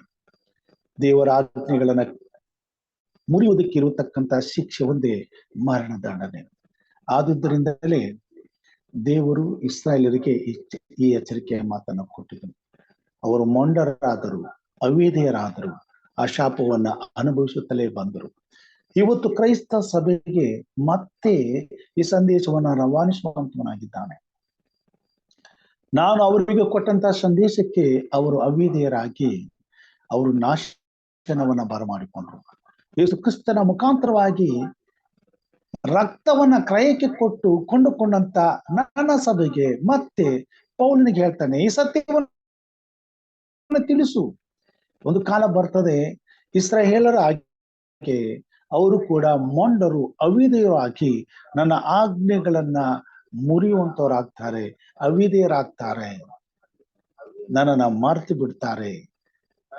ನನ್ನ 10 ಆಜ್ಞೆಗಳಲ್ಲಿ ಒಂದನ್ನು ಮೀರಿದ್ರು ಸಹ, 9ನ್ನ ಕೈಕೊಂಡು ನಡೆದ್ರು ಸಹ ಅವರು 10 ಆಜ್ಞೆಗಳನ್ನ ಮೀರಿದಷ್ಟೇ ಪಾಪವಾಗ್ತಾರೆ. ಅದಕ್ಕೋಸ್ಕರ ಅವರು ಮೊಂಡರು ಅವಿಧೇಯರು ಆಗಿ ಯೇಸು ಕ್ರಿಸ್ತನ ಮೇಲಣ ನಂಬಿಕೆಯನ್ನ ಅವರು ಧಿಕ್ಕರಿಸಬಾರದು, ಅಲ್ಲಗಳೆಯಬಾರದು. ಯೇಸು ಕ್ರಿಸ್ತನ ಮೇಲಣ ನಂಬಿಕೆಯು ನಿತ್ಯ ಜೀವವನ್ನ ತರಬೇಕಾದ್ರೆ ಕ್ರಿಸ್ತನು ತಂದೆಯಾದ ದೇವರ ಆಜ್ಞೆಗಳಿಗೆ ವಿಧೇಯರಾಗಿ ನಡೆದ ಹಾಗೆಯೇ ಈ ಭೂಮಿ ಮೇಲೆ ಕ್ರಿಸ್ತನನ್ನ ಪ್ರೀತಿಸುವಂತ ಪ್ರತಿಯೊಬ್ಬ ದೇವರ ಮಗನು, ದೇವರ ಮಗಳು ದೇವರ ಆರಾಧನೆಯ ವಿಷಯದಲ್ಲಿ ಸಬ್ಬತ್ ದಿನದ ಆರಾಧನೆಗೆ ವಿಧೇಯರಾಗಬೇಕಾದದ್ದು ಅಷ್ಟೇ ಪ್ರಾಮುಖ್ಯವಾಗಿದೆ. ಈ ಲೋಕದ ಅಂತ್ಯ ಆಗುವುದರೊಳಗಾಗಿ ಕ್ರೈಸ್ತ ಜಗತ್ತಿಗೆ ಈ ಸತ್ಯವನ್ನ ದೇವರು ಸಾರಿ ಸಾರಿ ಹೇಳ್ತಾನೆ. ಯಾಕೆ ಹೇಳ್ತಾನೆ ಅಂದ್ರೆ, ನಾಳೆ ಕ್ರಿಸ್ತನು ಬಂದು ನ್ಯಾಯ ತೀರ್ಪಿಗೆ ಗುರಿ ಮಾಡುವಾಗ ದೇವರೇ ಈ ಸತ್ಯ ನಮಗೆ ಗೊತ್ತಿಲ್ಲ ಅಂತ ಯಾರು ಕೂಡ ಹೇಳ್ಬಾರ್ದು. ಅದಕ್ಕಾಗಿ ಕೊನೆ ಕಾಲದಲ್ಲಿ ಸಾರಿ ಸಾರಿ ಸಾರಿ ಈ ಸಬ್ಬತ್ತಿನದ ವಿಚಾರವಾಗಿ ದೇವರು ಅಲ್ಲಿ ಇಲ್ಲಿ ಎಲ್ಲಾ ತನ್ನ ಮಕ್ಕಳನ್ನ ಪ್ರೇರಿಸಿ ಎಲ್ಲಾ ಕಾರ್ಯಕ್ರಮದ ಮುಖಾಂತರವಾಗಿ ವಿಶೇಷವಾಗಿ ಕ್ರೈಸ್ತ ಜಗತ್ತಿಗೆ ಈ ಕಡಾಖಂಡಿತವಾದ ಎಚ್ಚರಿಕೆಯನ್ನ ತಿಳಿಸುವಂತವನಾಗಿದ್ದಾನೆ. ಅವರು ಮೊಂಡರು ಅವಿಧೇಯರು ಆದರು. ಅವರ ಅವಿಧೇಯತ್ವವನ್ನ ನಾವು ಅನುಸರಿಸಬಾರದು. ನಾವು ಸಬ್ಬತ್ ದಿನವೆಂಬ ಈ ಆರಾಧನೆಯನ್ನ ಕಳ್ಕೊಳ್ಳಬಾರದು. ಆದುದರಿಂದ ನಾವು ಅನುಭವಿಸಬೇಕಾಗಿರುವ ಸಬ್ಬತ್ ಎಂಬ ವಿಶ್ರಾಂತಿಯು ಇನ್ನೂ ಉಂಟು. ಆದುದರಿಂದ ಆ ವಿಶ್ರಾಂತಿಯಲ್ಲಿ ಸೇರುವುದಕ್ಕೆ ಪ್ರಯಾಸ ಪಡೋಣ. ನಮ್ಮಲ್ಲಿ ಒಬ್ಬರಾದರೂ ಅವರ ಅವಿಧೇಯತ್ವವನ್ನು ಅನುಸರಿಸುವವರಾಗಬಾರದು. ಪ್ರಿಯವಾದವರೇ, ಸೈತಾನನು ಕ್ರೈಸ್ತ ಸಭೆಗಳನ್ನ ಮೋಸಗೊಳಿಸಿದ್ದಾನೆ. ದೇವರ ಆರಾಧನೆಗೆ ವಿರುದ್ಧವಾಗಿ ಇನ್ನೊಂದು ಆರಾಧನೆಯನ್ನ 1500 ವರ್ಷಗಳ ಹಿಂದೆ ಆತನು ಕ್ರೈಸ್ತ ಜಗತ್ತಿಗೆ ಪರಿಚಯ ಮಾಡಿಕೊಟ್ಟಿದ್ದಾನೆ. ಅದು ಭಾನುವಾರ ಆಚರಣೆಯ ದಿನ. ಆ ದಿನವೇ ದೇವರ ದಿನವೆಂದು ಮನುಷ್ಯನು ಇವತ್ತು ವಾದಿಸುತ್ತಾ ಮೊಂಡುತನದಲ್ಲಿ ಜೀವಿಸುತ್ತಿದ್ದಾನೆ. ಕ್ರೈಸ್ತ ಜಗತ್ತಿಗೆ ಕೊನೆಯ ಎಚ್ಚರಿಕೆಯ ಗಂಟೆ ಆಗಿದೆ. ಇನ್ನು ನಾವು ಅದೇ ರೀತಿಯ ಮೊಂಡತನದಲ್ಲಿ ಮುಂದುವರಿಯುವುದಾದರೆ ಇಸ್ರಾಯೇಲರಿಗೂ ನಮಗೂ ಯಾವ ವ್ಯತ್ಯಾಸವಿರುವುದಿಲ್ಲ. ನಾವು ದೇವರ ಚಿತ್ತಕ್ಕೆ ವಿರುದ್ಧವಾಗಿ ಆ ಮೊಂಡತನವನ್ನೇ ಅನುಸರಿಸಿ ನಮ್ಮ ಪೂರ್ವಿಕರಂತೆ ನಾವು ಸಹ ಮೊಂಡರು ಅವಿಧೇಯರು ಆಗಿ ದೇವರ ಕೋಪಕ್ಕೆ ಗುರಿಯಾಗಬೇಕಾಗ್ತದೆ. ಪ್ರಿಯ ಸ್ನೇಹಿತರೆ, ಈ ಕೊನೆ ಕಾಲದಲ್ಲಿ ದೇವರು ನಮ್ಮನ್ನು ಎಚ್ಚರಿಸುವಂತವನಾಗಿದ್ದಾನೆ. ಕ್ರೈಸ್ತ ಜಗತ್ತು ಪ್ರತಿಯೊಬ್ಬ ಕ್ರಿಸ್ತನನ್ನ ಪ್ರೀತಿಸುವಂತ ದೇವರ ಮಗನು, ದೇವರ ಮಗಳು ಈ ಸತ್ಯವನ್ನು ಅಂಗೀಕಾರ ಮಾಡಿಕೊಳ್ಳಬೇಕಾಗಿದೆ. ಸಬ್ಬತ್ ಎಂಬ ವಿಶ್ರಾಂತಿ ಇನ್ನೂ ಉಂಟು. ಯಾಕಂತಂದ್ರೆ ಆ ಸಬ್ಬತ್ತಿನಲ್ಲಿ ಮಾತ್ರ ಕ್ರಿಸ್ತನನ್ನ ನಾವು 2ನೇ ಸಾರಿ ನೋಡುವಾಗ ಆತನು ನಮ್ಮನ್ನ ಮಾರ್ಪಡಿಸಿ ಕರೆದುಕೊಂಡು ಹೋದ ಮೇಲೆ ಪರಲೋಕದಲ್ಲಿಯೂ ಸಹ ಆ ಪರಿಶುದ್ಧವಾದ ಸಬ್ಬತ್ತಿನದಲ್ಲಿಯೇ ಆತನನ್ನ ಆರಾಧನೆ ಮಾಡುವಂತರಾಗ್ತೇವೆ. ಆತನು ಭೂಮ್ಯಾಕಾಶಗಳನ್ನ ನಾಶ ಮಾಡಿ ನೂತನ ಭೂಮ್ಯಾಕಾಶ, ನೂತನ ಭೂಮಂಡಲವನ್ನು ಸೃಷ್ಟಿ ಮಾಡಲು ಸಹ, ಆಮೇಲೂ ಸಹ ನೂತನ ಭೂಮಂಡಲದಲ್ಲಿ ನಾವೆಲ್ಲರೂ ಸಬ್ಬತ್ತಿನದಲ್ಲಿಯೇ ಆರಾಧನೆ ಮಾಡ್ತೇವೆ. ಆದುದರಿಂದ ಇದು ಶಾಶ್ವತವಾದ ರಾಜಶಾಸನವಾಗಿರುವುದರಿಂದ ಇದನ್ನ ಯಾವುದೇ ಕಾರಣಕ್ಕೆ ಮೀರೋಣ ಎಂಬತಕ್ಕಂಥ ಅವಕಾಶ ದೇವರು ಎಲ್ಲಿಯೂ ಕೊಟ್ಟಿಲ್ಲ. ಅದಕ್ಕಾಗಿಯೇ ಸುವಾರ್ತೆಗೆ ಪ್ರಮುಖವನಾದಂಥ ಪೌಲನ ಮುಖಾಂತರವಾಗಿ ಈ ಸತ್ಯವನ್ನ ಇಬ್ರಿಯರ ಬರೆದ ಪತ್ರಿಕೆಯಲ್ಲಿ ದೇವರು ಬರೆದು ಬಚ್ಚಿಟ್ಟಿದ್ದಾನೆ. ಈ ಕೊನೆ ಕಾಲದಲ್ಲಿ ನಮಗೆ ಈ ಸತ್ಯವನ್ನ ತಿಳಿಸುವಂತನಾಗಿದ್ದಾನೆ. ಇಲ್ಲಿ ಹೇಳ್ತಾನೆ, ನಮ್ಮಲ್ಲಿ ಒಬ್ಬರಾದರೂ ಅವರ ಅವಿಧೇಯತ್ವವನ್ನು ಅನುಸರಿಸುವವರಾಗಬಾರದು. ಯಾಕೆಂದರೆ ದೇವರ ವಾಕ್ಯವು ಸಜೀವವಾದದ್ದು, ಕಾರ್ಯ ಸಾಧಕವಾದದ್ದು, ಯಾವ ಇಬ್ಬಾಯಿ ಕತ್ತಿಗಿಂತಲೂ ಹದವಾದದ್ದು, ಪ್ರಾಣ ಆತ್ಮಗಳನ್ನು, ಕೀಲು ಮಚ್ಚೆಗಳನ್ನು ವಿಭಾಗಿಸುವಷ್ಟು ಮಟ್ಟಿಗೂ ತೂರಿ ಹೋಗುವಂಥದ್ದು, ಹೃದಯದ ಆಲೋಚನೆಗಳನ್ನು, ಉದ್ದೇಶಗಳನ್ನು ವಿವೇಚಿಸುವಂಥದ್ದು ಆಗಿದೆ. ನಾವು ಯಾವಾತನಿಗೆ ಲೆಕ್ಕ ಒಪ್ಪಿಸಬೇಕಾಗಿದೆಯೋ ಆತನ ದೃಷ್ಟಿಗೆ ಸಮಸ್ತವು ಮುಚ್ಚು ಮರೆಯಿಲ್ಲದಾಗಿಯೂ ಬಯಲಾದದ್ದಾಗಿಯೂ ಅದೇ. ಆತನ ಸನ್ನಿಧಿಯಲ್ಲಿ ಅಗೋಚರವಾಗಿರುವ ಸೃಷ್ಟಿಯು ಒಂದೂ ಇಲ್ಲ. ನಮ್ಮ ಹೃದಯದಲ್ಲಿ ಬಚ್ಚಿಟ್ಟುಕೊಳ್ಳುವುದಕ್ಕೆ ಯಾರಿಗೂ ಸಾಧ್ಯವಿಲ್ಲ. ದೇವರ ಆಜ್ಞೆಗಳಿಗೆ ವಿರುದ್ಧವಾಗಿ ಮಾಡುವಂತ ಪ್ರತಿಯೊಂದು ಆಲೋಚನೆಯನ್ನ ದೇವರು ಗಮನಿಸ್ತಾನೆ. ಸಬ್ಬತ್ತಿನದ ಈ ಆರಾಧನೆಯ ಸಂದೇಶವು ನಮ್ಮ ಹೃದಯಕ್ಕೆ ಮುಟ್ಟುವಾಗ ಇದಕ್ಕೆ ವಿರುದ್ಧವಾಗಿ ಕಲ್ಪಿಸಿಕೊಳ್ಳುವಂತ ಪ್ರತಿಯೊಂದು ಆಲೋಚನೆಯು ದೇವರ ಮುಂದೆ ಬಟ್ಟ ಬಯಲಾಗ್ತದೆ. ನಮ್ಮ ಹೃದಯದ ಆಲೋಚನೆಗಳನ್ನ ಆತನು ತಿಳ್ಕೊಳ್ಳುವಂತವನಾಗಿದ್ದಾನೆ. ದೇವರ ವಾಕ್ಯವು ಕೀಲು ಮಚ್ಚೆಗಳನ್ನ ದೂರು ಹೋಗುವಂಥದ್ದು. ಬೇರೆ ಯಾವುದೇ ವಿಷಯದಲ್ಲಿ ಪೌಲನು ಈ ಮಾತುಗಳನ್ನ ಹೇಳಿಲ್ಲ. ಅಷ್ಟು ಕಟ್ಟುನಿಟ್ಟಾಗಿ ಈ ಮಾತುಗಳನ್ನ ತಿಳಿಸ್ತಾನೆ ದೇವರ ವಾಕ್ಯದ ವಿಷಯದಲ್ಲಿ. ಯಾಕಂತಂದ್ರೆ ಇದು ಕಟ್ಟು ಸತ್ಯ. ನ್ಯಾಯ ತೀರ್ಪಿನ ವಿಚಾರದಲ್ಲಿ ಪ್ರತಿಯೊಬ್ಬ ಕ್ರೈಸ್ತನು ಎದುರಿಸಲೇಬೇಕಾದಂತ ನ್ಯಾಯ ತೀರ್ಪಿನ ಗಳಿಗೆಯ ಸತ್ಯ. ಈ ಸತ್ಯವನ್ನ ನಾವು ಅಲ್ಲಗಳೆದರೆ ಮುಂದೊಂದು ದಿವಸ ಘೋರವಾದ ನಷ್ಟವನ್ನ ನಾವು ಅನುಭವಿಸಬೇಕಾಗ್ತದೆ. ಅದು ದೇವರ ಚಿತ್ತವಲ್ಲ ಮತ್ತು ಅದು ದೇವರಿಗೆ ಇಷ್ಟವೂ ಇಲ್ಲ. ಅದಕ್ಕಾಗಿಯೇ ದೇವರು ತಾನು ಬರುವಂತ ದಿನವನ್ನ ತಡ ಮಾಡುತ್ತಿದ್ದಾನೆ. ತಡ ಮಾಡಿ ಆದರೂ ನನ್ನನ್ನ ಪರಿಪೂರ್ಣವಾಗಿ ಅರ್ಥ ಮಾಡಿಕೊಂಡು ನನ್ನ ಚಿತ್ತಕ್ಕೆ ವಿಧೇಯರಾಗಿ ನನ್ನ ಪರಿಶುದ್ಧವಾದ ನಿಬಂಧನೆಗಳನ್ನ ಕೈಕೊಂಡು ನಡೆದು ಪರಿಶುದ್ಧತೆಯಲ್ಲಿ ಪಾಲು ಹೊಂದಿ ನನ್ನ ನಿತ್ಯ ರಾಜ್ಯವನ್ನು ಪ್ರವೇಶಿಸುವುದಕ್ಕೆ ನನ್ನ ಮೊದಲಿಗೆ ಸಿದ್ಧವಾಗಬೇಕು. ಯೇಸು ಕ್ರಿಸ್ತನನ್ನ ನಂಬಿರುವಂತಹ ದೇವರ ಮಕ್ಕಳಿಗೆ ಈ ಸಂದೇಶವನ್ನು ಕೊಡುವಂತನಾಗಿದ್ದಾನೆ. ಪ್ರಿಯ ಸಹೋದರ ಸಹೋದರಿಯರೇ, ಕ್ರೈಸ್ತ ಜಗತ್ತು ಅನುಭವಿಸಬೇಕಾಗಿರುವ ಸಬ್ಬತ್ ಎಂಬ ವಿಶ್ರಾಂತಿ ಇನ್ನೂ ಉಂಟು. ಆದುದರಿಂದ ನಮ್ಮ ಪೂರ್ವಿಕರು ಅವಿಧೇಯರಾಗಿ ಮೊಂಡರು ಆದಂತೆ ನಾವು ಕೂಡ ಅವರಂತೆ ಮೊಂಡರು ಅವಿಧೇಯರು ಆಗದೆ ನಮ್ಮ ಹೃದಯವನ್ನು ಕಠಿಣಪಡಿಸಿಕೊಳ್ಳದೆ ಈ ಹೊತ್ತೇ ಎಂಬುದಾಗಿ ದೇವರು ನಮಗೆ ಕೊಟ್ಟಿರುವಾಗ, ಈ ಹೊತ್ತೇ ಈ ಸಂದೇಶವನ್ನ ನಮಗೆ ತಿಳಿಸ್ತಿರುವಾಗ, ಈ ಹೊತ್ತೇ ನಮ್ಮ ಹೃದಯದಲ್ಲಿ ಕ್ರಿಸ್ತನ ಆಜ್ಞೆಗಳಿಗೆ ವಿಧೇಯತೆಯನ್ನ ತೋರಿಸುವುದಕ್ಕೆ ನಮ್ಮನ್ನ ನಾವು ಒಪ್ಪಿಸಿಕೊಡೋಣ. ಕ್ರಿಸ್ತನ ನಿಯಮಕ್ಕೆ ಶರಣಾಗೋಣ. ಯೇಸು ಕ್ರಿಸ್ತನನ್ನ ಪೂರ್ಣ ಹೃದಯದಿಂದ ನಮ್ಮ ಹೃದಯದಲ್ಲಿ ಅಂಗೀಕಾರ ಮಾಡಿಕೊಳ್ಳೋಣ. ಈ ಪರಿಪೂರ್ಣವಾದ ಸತ್ಯವನ್ನ ನಾವು ಅಂಗೀಕಾರ ಮಾಡಿಕೊಳ್ಳೋಣ. ಇಂದಿನಿಂದ ನಮ್ಮನ್ನ ಪರಿಪೂರ್ಣತೆಯೆಡೆಗೆ ಪವಿತ್ರಾತ್ಮ ದೇವರು ನಡೆಸುವ ಹಾಗೆ ಪರಿಶುದ್ಧವಾದ ಪ್ರತಿ ಸಬ್ಬತ್ತು ದಿನದಲ್ಲಿ ಆತನನ್ನ ಆರಾಧನೆ ಮಾಡಿ ಈ ಪರಿಶುದ್ಧವಾದ ಆಜ್ಞೆಯನ್ನು ಕೈಕೊಂಡು ನಡೆದು 10 ಆಜ್ಞೆಗಳನ್ನ ಸಂಪೂರ್ಣವಾಗಿ ನಮ್ಮ ಜೀವಿತದಲ್ಲಿ ಪವಿತ್ರಾತ್ಮ ದೇವರು ನೆರವೇರಿಸುವ ಹಾಗೆ ನಮ್ಮನ್ನ ಕ್ರಿಸ್ತನ ಕೃಪಾಸ್ತಿಗೆ ಒಪ್ಪಿಸಿಕೊಡೋಣ. ಹಾಗೆ ಮಾಡುವಾಗ ಕ್ರಿಸ್ತನು ಬರುವಾಗ ನಾವೆಲ್ಲರೂ ಪರಿಶುದ್ಧರು ನಿಷ್ಕಳಂಕರೂ ಆಗಿ ನಿತ್ಯ ಜೀವದಲ್ಲಿ ಯಾವ ಭಯವೂ ಆತಂಕವೂ ಇಲ್ಲದೆ ಆತನೊಟ್ಟಿಗೆ ನಾವು ಸೇರಬಹುದಾಗಿದೆ. ಅಂತ ಆಶೀರ್ವಾದಕ್ಕಾಗಿ ಭೂಮಿ ಮೇಲಿರ್ತಕ್ಕಂಥ ಸಕಲ ಕುಲ ಭಾಷೆ ಪ್ರಜಾ ಜನಾಂಗಗಳನ್ನ ದೇವರು ಕರೆಯುವಂತನಾಗಿದ್ದಾನೆ. ವಿಶೇಷವಾಗಿ ದೇವರ ಸಬ್ಬತ್ತಿನವನ್ನ ಕಳೆದುಕೊಂಡು ಕ್ರಿಸ್ತನನ್ನ ಆರಾಧನೆ ಮಾಡುತ್ತಿರುವಂತ ಈ ಭೂಮಿ ಮೇಲಿರುವಂತ ಎಲ್ಲಾ ಜನರನ್ನ, ಕ್ರೈಸ್ತ ವಿಶ್ವಾಸಿಗಳನ್ನ ದೇವರು ಕೈ ಚಾಚಿ ಕರೆಯುವಂತನಾಗಿದ್ದಾನೆ. ಪ್ರಿಯ ಸಹೋದರ ಸಹೋದರಿಯರೇ, ಹಿಂದೆ ತೀರ್ಮಾನ ಮಾಡೋಣ. ದೇವರು ಸಬ್ಬತ್ತಿನಕ್ಕೆ ಒಡೆಯನಾಗಿದ್ದಾನೆ. ಆತನು ನಮ್ಮ ಒಡೆಯನಾಗಿದ್ದಾನೆ. ಆತನನ್ನ ಆರಾಧಿಸುವಂತ ನಾವು ಆತನ ಪರಿಶುದ್ಧವಾದ ಆಲೋಚನೆಗಳನ್ನ ತಿಳಿದವರಾಗಿ ಪರಿಶುದ್ಧವಾದ ಸಬ್ಬತ್ ದಿನದಲ್ಲಿ ಆತನನ್ನ ಆರಾಧಿಸಿ ಆತನು ಕೊಡುವಂತ ನಿತ್ಯ ಜೀವದಲ್ಲಿ ಪಾಲು ಹೊಂದುವಂತೆ ಕರ್ತನ ಆತ್ಮನು ಪ್ರತಿಯೊಬ್ಬ ದೇವರ ಮಗಳನ್ನ ನಡೆಸಲಿ. ಆತನ ಒಬ್ಬನಾದ್ರೂ ನಾಶವಾಗದೆ ಎಲ್ಲರೂ ನಿತ್ಯ ಜೀವ ಹೊಂದುವಂತೆ ದೇವರ ಆತ್ಮನು ಕಾರ್ಯ ಮಾಡಲಿ. ಇದು ನನ್ನ ಪ್ರಾರ್ಥನೆ ಆಗಿದೆ. ದೇವರು ನಮ್ಮನ್ನು ಆಶೀರ್ವಾದ ಮಾಡಲಿ. ಈ ಸತ್ಯ ಲೋಕದ ಕಟ್ಟ ಕಡೆಯಲ್ಲಿ ವಾಸಿಸುತ್ತಿರುವ ಎಲ್ಲ ಜನರಿಗೂ ದೇವರ ವಾಕ್ಯವು ಅರ್ಥ ಆಗುವ ಹಾಗೆ, ದೇವರ ಆತ್ಮನು ಕಾರ್ಯ ಮಾಡುವ ಹಾಗೆ ನಾವೆಲ್ಲರೂ ಪ್ರಾರ್ಥನೆ ಮಾಡಬೇಕೆಂಬುದಾಗಿ ಕೇಳ್ಕೊಳ್ತೇನೆ. ಈ ಸಮಯದಲ್ಲಿ ನಮ್ಮ ಮಧ್ಯದಲ್ಲಿ ಹಿರಿಯರಾದಂತ ಲೋಕೇಶ್ ಅವರಿದ್ದಾರೆ. ಅವರು ಪ್ರಾರ್ಥನೆ ಮಾಡಬೇಕೆಂಬುದಾಗಿ ಕೇಳ್ಕೊಳ್ತೇನೆ.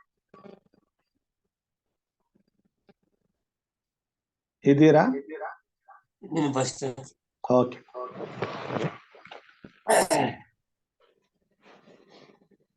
ಹಲ್ಲೆಲೂಯ. ಸ್ತೋತ್ರಂ ಸ್ತೋತ್ರಂ ಸ್ತೋತ್ರಂ ಸ್ತೋತ್ರಂ ಸ್ತೋತ್ರಂ. ನಮ್ಮನ್ನು ಬಹಳವಾಗಿ ಪ್ರೀತಿ ಮಾಡಿದ ಪರಲೋಕದ ನಮ್ಮ ತಂದೆ, ಈ ಮುಂಜಾನೆ ವೇಳೆಯಲ್ಲಿ ಕೋಟಿ ಕೋಟಿ ಸ್ತೋತ್ರಪ್ಪ. ರಾತ್ರಿ ಎಲ್ಲ ಸುಖ ನಿದ್ರೆಯನ್ನು ಕೊಟ್ಟು ಎಲ್ಲಾ ಕೇಡುಗಳನ್ನು ತಪ್ಪಿಸಿ ಮುಂಜಾನೆ ಎದ್ದು ನಿನ್ನ ಉದಯ ಬೆಳಕನ್ನು ಕಾಣುವಂತ ಭಾಗ್ಯವಂತೆ ಬಳಸ್ಕೊಟ್ಟಿದ್ದೀರಾ. ನಿಮಗೆ ಸ್ತೋತ್ರವಾಗಲಿ ಸ್ವಾಮಿ. ನೀವು ಒಳ್ಳೆಯರು ಸ್ವಾಮಿ, ಒಳ್ಳೆಯದನ್ನೇ ಮಾಡುವಂತ ದೇವರು. ನಾವು ಪಾಪಿಗಳಪ್ಪ, ಈ ಪಾಪದಿಂದ ನಮ್ಮನ್ನು ಬಿಡಿಸು ದೇವ. ಅರಿತು ತಿಳಿದೋ ತಿಳಿಯದೋ ಏನಾದ್ರೂ ನಾವು ತಪ್ಪುಗಳು ಮಾಡಿದೆ ಸ್ವಾಮಿ, ನಮ್ಮ ತಪ್ಪುಗಳೆಲ್ಲವನ್ನು ಮನ್ನಿಸಿ ನಿನ್ನ ಮಾರ್ಗವನ್ನು ಕಂಡುಕೊಳ್ಳುವಂತೆ ಈ ಮುಂಜಾನೆಯಲ್ಲಿ ಎಚ್ಚರವಾಗಿದ್ದು ಪ್ರಾರ್ಥಿಸಿ ಎಂಬ ಕಾರ್ಯಕ್ರಮದಲ್ಲಿ ಈ ಸಬ್ಬತ್ ದಿನದ ವಿಷಯಗಳನ್ನು ನಮ್ಮ ಹಿರಿಯ ಬೋಧಕರಾದಂತ ರಾಜು ಪಾಸ್ಟರ್ ಅವರ ಮುಖಾಂತರವಾಗಿ ನಮಗೆ ತಿಳಿಸ್ಕೊಟ್ಟಿದ್ರಪ್ಪ. ನಿಮಗೆ ಕೋಟಿ ಕೋಟಿ ಸ್ತೋತ್ರ ಸ್ವಾಮಿ. ಕರ್ತನೆ, ಈ ಸಬ್ಬತ್ ದಿನದಲ್ಲಿ ನಾವು ಯಾವ ರೀತಿಯಲ್ಲಿ ನಿಮ್ಮನ್ನು ಆರಾಧಿಸಬೇಕು, ಕೊಂಡಾಡಬೇಕು, ಸ್ತುತಿಸಬೇಕು, ಘನಪಡಿಸಬೇಕು ಎನ್ನುವುದಾಗಿ ಸಂಕ್ಷಿಪ್ತವಾಗಿ ಒಂದೊಂದು ವಾಕ್ಯಗಳನ್ನು ತಿಳಿಸ್ಕೊಟ್ಟಿದ್ದಾರೆ ಸ್ವಾಮಿ. ಅವರನ್ನು, ಅವರ ಕುಟುಂಬವನ್ನು ಹೆಚ್ಚಾಗಿ ನೀನು ಆಶೀರ್ವದಿಸುತ್ತಂತೆ. ಈ ಒಂದು ಸುವಾರ್ತೆಯು ಪ್ರತಿಯೊಂದು ಕಡೆ, ಭೂಮಿಯ ಕಟ್ಟ ಕಡೆಯವರೆಗೂ ತಲುಪುವಂತೆ ಸ್ವಾಮಿ ನೀನು ಅದ್ಭುತವನ್ನು ಮಾಡಬೇಕು ಸ್ವಾಮಿ. ನಿನಗೆ ಸ್ತೋತ್ರವಾಗಲಿ ದೇವ. ಒಂದೊಂದು ವಿಷಯಗಳು ಸ್ವಾಮಿ, ಒಂದೊಂದು ವಾಕ್ಯಗಳು, ವಿಷಯಗಳು ಅದ್ಭುತವಾಗಿ ನಮಗೆ ತಿಳಿಸಿಕೊಟ್ಟಿದ್ದಾರೆ ಸ್ವಾಮಿ. ಹೆಚ್ಚಾಗಿ ಸ್ವಾಮಿ ಅವರ ಕುಟುಂಬವನ್ನು, ಅವರ ಮಕ್ಕಳನ್ನು, ಮೊಮ್ಮಕ್ಕಳನ್ನು ಕೂಡ ನೀನು ಆಶೀರ್ವದಿಸು. ಈ ಸೇವೆಯಲ್ಲಿ ನೀನು ಹೆಚ್ಚಾಗಿ ಅವರು ನೀನು ತೊಡಗಿಸಿಕೊಳ್ಳಪ್ಪ. ಹೌದು ಕರ್ತನೆ, ನಿನ್ನ ಸತ್ಯವೇದದ ವಾಕ್ಯಗಳಿಂದ ಅವರನ್ನು ಬಲಪಡಿಸಿ, ಆಶೀರ್ವದಿಸಿ, ಅವರ ಕುಟುಂಬಕ್ಕೆ ಅಗತ್ಯವಿರುವುದನ್ನು ನೀನು ದಯಪಾಲಿಸಿಕೊಡಪ್ಪ. ನಿಮಗೆ ಕೋಟಿ ಸ್ತೋತ್ರ ದೇವ. ಕರ್ತನೆ, ಈ ಒಂದು ಕಾರ್ಯಕ್ರಮದಲ್ಲಿ ಕೂಡಿ ಬಂದಿರತಕ್ಕಂತ ಎಲ್ಲಾ ನಿನ್ನ ಮಕ್ಕಳನ್ನು ಕೂಡ ನೀನು ಆಶೀರ್ವದಿಸು, ಬಲಪಡಿಸು. ಬರದೇ ಇರ್ತಕ್ಕಂಥ ಮಕ್ಕಳನ್ನು ಕೂಡ, ಅವರನ್ನು ಕೂಡ ನೀನು ಆಶೀರ್ವದಿಸು. ಕರ್ತನೆ, ನೀನು ಎಷ್ಟು ನಿನ್ನ ಮಕ್ಕಳನ್ನು ಎಷ್ಟು ಪ್ರೀತಿಯಿಂದ ನೀನು ಬೆಳೆಸ್ತಾ ಇದ್ದೀರಂತ ಸ್ವಾಮಿ. ಅವರೆಲ್ಲರೂ ಈ ದಿನದಲ್ಲಿ ಸ್ವಾಮಿ ನಿನ್ನ ಮರೆಯದಂತೆ ನಿನ್ನ ಒಂದು ಸೇವೆಯಲ್ಲಿ ಸ್ವಾಮಿ ಹೆಚ್ಚಾಗಿ ಬೆಳೆಯುವಂತೆ ಅವರನ್ನು ಕರುಣಿಸಿ ಕಾಪಾಡಿಸು. ಸ್ತೋತ್ರವಾಗಲಿ ಸ್ವಾಮಿ.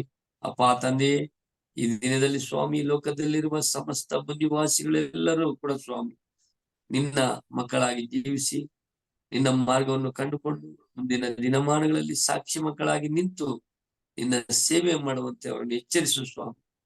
ಈ ಮುಂಜಾನೆ ವೇಳೆ ಎಚ್ಚರಿಸುವಂತ ಪ್ರಾರ್ಥನೆ ಅಂತ ಈ ಒಂದು ಮಾತು ಸ್ವಾಮಿ ದೇವ ಪ್ರತಿಯೊಬ್ಬರ ಮನದಲ್ಲಿ ಮುಟ್ಟುವಂತೆ ನೀವು ಮಾಡು ಸ್ವಾಮಿ. ಕರ್ತನೆ, ನಿನಗೆ ಸ್ತೋತ್ರ ಸ್ವಾಮಿ. ಅಪ್ಪ ತಂದೆ, ಈ ಕಾರ್ಯಕ್ರಮದಲ್ಲಿ ಸೇರ್ತಕ್ಕಂಥ ಪ್ರತಿಯೊಂದು ಆತ್ಮಗಳನ್ನು ಕೂಡ ನೀವು ಮುಟ್ಟು, ಅವರ ಕುಟುಂಬಗಳಲ್ಲಿ ನೀನು ಒಡೆಯನಾಗಿದ್ದು ತಂದೆಯಾಗಿ ನಿನ್ನ ಮಕ್ಕಳನ್ನು ಯಾವ ರೀತಿ ಪೋಷಣೆ ಮಾಡಬೇಕಂತ ನಿನಗೆ ಗೊತ್ತಿದೆಯಪ್ಪ. ಆ ರೀತಿಯಲ್ಲಿ ಸ್ವಾಮಿ ಪ್ರತಿಯೊಂದು ಕುಟುಂಬದಲ್ಲಿ ನೀನಿದ್ದು ಸ್ವಾಮಿ ನಿನ್ನ ಆ ಕುಟುಂಬದಲ್ಲಿ ಇರ್ತಕ್ಕಂಥ ಪ್ರತಿಯೊಬ್ಬರಿಗೂ ಅವಶ್ಯಕತೆ ಇರುವುದನ್ನು ದಯಪಾಲಿಸಿಕೊಟ್ಟು ಈ ದಿನದಲ್ಲಿ ಸ್ವಾಮಿ ಅವರನ್ನು ಯಾವುದೇ ಕೇಡು ಗಂಡಾಂತರಗಳು ಮುಟ್ಟದಂತೆ ನಿನ್ನ ಪರಲೋಕ ದ್ವಾರವನ್ನು ತೆರೆದು ದೂತರ ಮುಖಾಂತರ ನೀನು ಆವರಿಸು ಸ್ವಾಮಿ. ನಿನಗೆ ಸ್ತೋತ್ರವಾಗಲಿ. ನಿನ್ನ ಪರಿಶುದ್ಧ ರಕ್ತವು ಈ ಲೋಕದ ಮೇಲೆ ನೆರಳಾಗಿ ನಿಂತು ಸ್ವಾಮಿ ಆ ನೆರಳಿನಲ್ಲಿ ನಾವೆಲ್ಲರೂ ಜೀವಿಸುವಂತೆ ನಮ್ಮನ್ನು ಆಶೀರ್ವದಿಸು, ಬಲಪಡಿಸು ಸ್ವಾಮಿ. ನಿನಗೆ ಸ್ತೋತ್ರ ಸ್ವಾಮಿ. ಅಪ್ಪ ತಂದೆ, ಸರ್ವಶಕ್ತನಾದ ದೇವರೇ, ಮಹಿಮೆಯುಳ್ಳ ಅರಸನೇ, ಸದಮಲ ಸ್ವಾಮಿಯೇ, ನಮ್ಮ ಒಡೆಯನು, ರಾಜನು ನೀನಾಗಿದ್ದೀಯಪ್ಪ. ನಿನಗೆ ಈ ಮುಂಜಾನೆ ವೇಳೆಯಲ್ಲಿ ಕೋಟಿ ಕೋಟಿ ಸ್ತೋತ್ರಗಳು ಸಲ್ಲಿಸ್ತಾ ಇದ್ದೀವಿ ಸ್ವಾಮಿ. ಹೌದು ಕರ್ತನೆ, ಈ ಲೋಕದಲ್ಲಿ ಇರ್ತಕ್ಕಂಥ ಪ್ರತಿಯೊಂದು ಆತ್ಮಗಳು, ಎಷ್ಟೋ ಜನಗಳು ಸ್ವಾಮಿ ಕಷ್ಟಗಳಲ್ಲಿ, ದುಃಖಗಳಲ್ಲಿ, ಚಿಂತೆಗಳಲ್ಲಿ, ನೋವುಗಳಲ್ಲಿ, ಬಾಧೆಗಳಲ್ಲಿ ಇರುವಾಗ ಸ್ವಾಮಿ ಆ ಮಕ್ಕಳೊಟ್ಟಿಗೆ ನೀನು ಮಾತಾಡಪ್ಪ. ಪ್ರತಿದಿನವೂ ಸ್ವಾಮಿ ಒಂದಲ್ಲ ಒಂದು ರೀತಿಯಲ್ಲಿ ಎಲ್ಲಾ ಜನಗಳು ಕಷ್ಟಗಳಲ್ಲಿ ಸ್ವಾಮಿ ಬಳಲುವಾಗ ಸ್ವಾಮಿ ಆ ಮಕ್ಕಳನ್ನು ನೀನು ಸಂತೈಸಿ ಕಾಪಾಡುವಂತ ದೇವರು ನೀವು ಸ್ವಾಮಿ. ಹೌದು ಕರ್ತನೆ, ಅಪ್ಪ ತಂದೆ, ಈ ಮುಂಜಾನೆ ವೇಳೆಯಲ್ಲಿ ಸ್ವಾಮಿ ದೇವಾದಿ ದೇವನೇ ನಿನ್ನನ್ನು ನಾವು ಆರಾಧಿಸುವಂತೆ ಜ್ಞಾನವನ್ನು ನಮಗೆ ದಯಪಾಲಿಸಿಕೊಟ್ಟಿದ್ದೀರಾ. ನಿಮಗೆ ಕೋಟಿ ಸ್ತೋತ್ರ ಸ್ವಾಮಿ. ಅಪ್ಪ, ಈ ದಿನದಲ್ಲಿ ಸ್ವಾಮಿ ಈ ಕರ್ನಾಟಕ ರಾಜ್ಯಕ್ಕಾಗಿ ನಾನು ಪ್ರಾರ್ಥನೆ ಮಾಡ್ತಾ ಇದ್ದೀನಿ ಸ್ವಾಮಿ. ಈ ರಾಜ್ಯದಲ್ಲಿರ್ತಕ್ಕಂಥ ಪ್ರತಿಯೊಂದು ಅಧಿಕಾರಿಗಳನ್ನು, ನಿನ್ನ ಒಂದು ಕೆಲಸ ಮಾಡುವಂತ ಪ್ರತಿಯೊಬ್ಬರನ್ನು ಕೂಡ ನೀನು ಆಶೀರ್ವದಿಸು, ಬಲಪಡಿಸು ಸ್ವಾಮಿ. ಹೌದು ಕರ್ತನೆ, ಈ ಒಂದು ರಾಜ್ಯದಲ್ಲಿ ಇನ್ನೂ ಎಷ್ಟೋ ಜನಗಳು ನಿನ್ನ ಅರ್ಥಕೊಳ್ದಿರ ಇದ್ದಾರಪ್ಪ. ಅವರೆಲ್ಲರೂ ನಿನ್ನನ್ನು ಕಂಡುಕೊಳ್ಳುವಂತ ಜ್ಞಾನವನ್ನು ಬುದ್ಧಿಯಂತೆ ಪಾಲಿಸಿಕೊಡು ಸ್ವಾಮಿ. ಕರ್ತನೆ, ನಿನಗೆ ಸ್ತೋತ್ರವಾಗಲಿ. ಮತ್ತೊಂದು ಆವರ್ತಿ ಸ್ವಾಮಿ, ಈ ನಮ್ಮ ಗ್ರಾಮದಲ್ಲಿರ್ತಕ್ಕಂಥ ಪ್ರತಿಯೊಂದು ಕುಟುಂಬಗಳನ್ನು ನಿನ್ನ ಪಾದಕ್ಕೆ ಸ್ವಾಮಿ. ಒಂದೊಂದು ಕುಟುಂಬದಲ್ಲಿ ನೀನು ಇದ್ದು ಸ್ವಾಮಿ, ನೀನು ಮಾಡಿದಂತ ಪ್ರತಿಯೊಂದು ಉಪಕಾರಗಳನ್ನು ಸ್ಮರಿಸಿ ಸ್ವಾಮಿ, ಅವರು ನಿನ್ನನ್ನು ಅರ್ಥಕೊಂಡು ನಿನ್ನ ಮಕ್ಕಳಾಗಿ ಜೀವಿಸುವಂತೆ ಕರುಣಿಸಿ ಕಾಪಾಡು ಸ್ವಾಮಿ. ನಿನಗೆ ಕೋಟಿ ಸ್ತೋತ್ರ. ಅದ್ಭುತ ಮಾಡುವಂತ ದೇವರು ಸ್ವಾಮಿ, ಈ ಗ್ರಾಮದಲ್ಲಿ ಸ್ವಾಮಿ ನಿನ್ನ ಅದ್ಭುತವನ್ನು ಕಂಡುಕೊಳ್ಳಲಿ ಸ್ವಾಮಿ. ಈ ಗ್ರಾಮದಲ್ಲಿ ಒಂದು ನಿನ್ನ ಆಲಯ ಸ್ಥಾಪಿತವಾಗಲಿ ಸ್ವಾಮಿ. ಈ ಸಬ್ಬತ್ ದಿನ ಅನ್ನೋದು ಸ್ವಾಮಿ ಈ ಒಂದು ಗ್ರಾಮದಲ್ಲಿ ನೆಲೆಸುವಂತೆ ಸ್ವಾಮಿ ನೀನು ನಮ್ಮನ್ನೆಲ್ಲರನ್ನು ನೀನು ಎಚ್ಚರಿಸು ಸ್ವಾಮಿ. ಕರ್ತನೆ ನಿನಗೆ ಸ್ತೋತ್ರವಾಗಲಿ ಸ್ವಾಮಿ. ಅಪ್ಪ ತಂದೆ ಸರ್ವಶಕ್ತನೇ ಯೇಸುರಾಜ ನಿನಗೆ ಸ್ತೋತ್ರವಾಗಲಿ ಸ್ವಾಮಿ. ನಮ್ಮ ಕುಟುಂಬವನ್ನು ಕೂಡ ನೀನು ಪಾಲಕರಿಸ್ತಾ ಇದ್ದ ಸ್ವಾಮಿ. ಈ ಕುಟುಂಬದಲ್ಲಿರೋ ನಾವೆಲ್ಲರೂ ನಿನ್ನ ರಕ್ಷಣೆ ಹೊಂದಲ್ಪಟ್ಟು ನಿನ್ನ ಸೇವೆಯಲ್ಲಿ ಪ್ರತಿದಿನವೂ ನಿನ್ನನ್ನು ಅರ್ಥಕೊಂಡು ನಿನ್ನ ವಾಕ್ಯಗಳನುಸಾರವಾಗಿ ನಾವು ಜೀವಿಸುವಂತೆ ನಮ್ಮ ಒಬ್ಬೊಬ್ಬರನ್ನು ನೀನು ಎಚ್ಚರಿಸಿ ಕಾಪಾಡು ಸ್ವಾಮಿ. ಹೌದು ಕರ್ತನೆ, ನೀವಿಲ್ಲದೆ ಈ ಒಂದು ಲೋಕ ಇಲ್ಲ ಸ್ವಾಮಿ. ನಿನ್ನ ಉಸಿರಿನಿಂದ ಬೆಳೆಯುವಂತೆ ಈ ನಿನ್ನ ಮಕ್ಕಳನ್ನು ನೀನು ಆಶೀರ್ವದಿಸಬೇಕು ಸ್ವಾಮಿ. ಹೌದು ಸ್ವಾಮಿ, ನಿನ್ನ ಆಶೀರ್ವಾದದಿಂದ ನಾವು ಬಲಗೊಂಡು ನಿನ್ನ ಮಕ್ಕಳಾಗಿ ಅರ್ಥ ನಾವು ನಡೆಯುವಂತೆ ನಮ್ಮನ್ನು ಎಚ್ಚರಿಸಿ ಕಾಪಾಡು ಸ್ವಾಮಿ. ಕರ್ತನೆ ನಿನಗೆ ಕೋಟಿ ಸ್ತೋತ್ರ ಅಪ್ಪ. ಸರ್ವಶಕ್ತನೇ ಮತ್ತೊಂದಾವರ್ತಿ ಸ್ವಾಮಿ, ನಾವು ಕೇಳಿದಂತ ಈ ವಾಕ್ಯಗಳನ್ನು ಕೂಡ ಈ ದಿನವೆಲ್ಲ ಈ ವಾಕ್ಯಗಳೊಟ್ಟಿಗೆ ನಾವು ಜೀವಿಸಿ ನಡೆಯುವಂತೆ ನಮ್ಮನ್ನು ಕರುಣಿಸಿ ಕಾಪಾಡು ಸ್ವಾಮಿ. ಕರ್ತನೆ ನಿನಗೆ ಸ್ತೋತ್ರವಾಗಲಿ ಸ್ವಾಮಿ.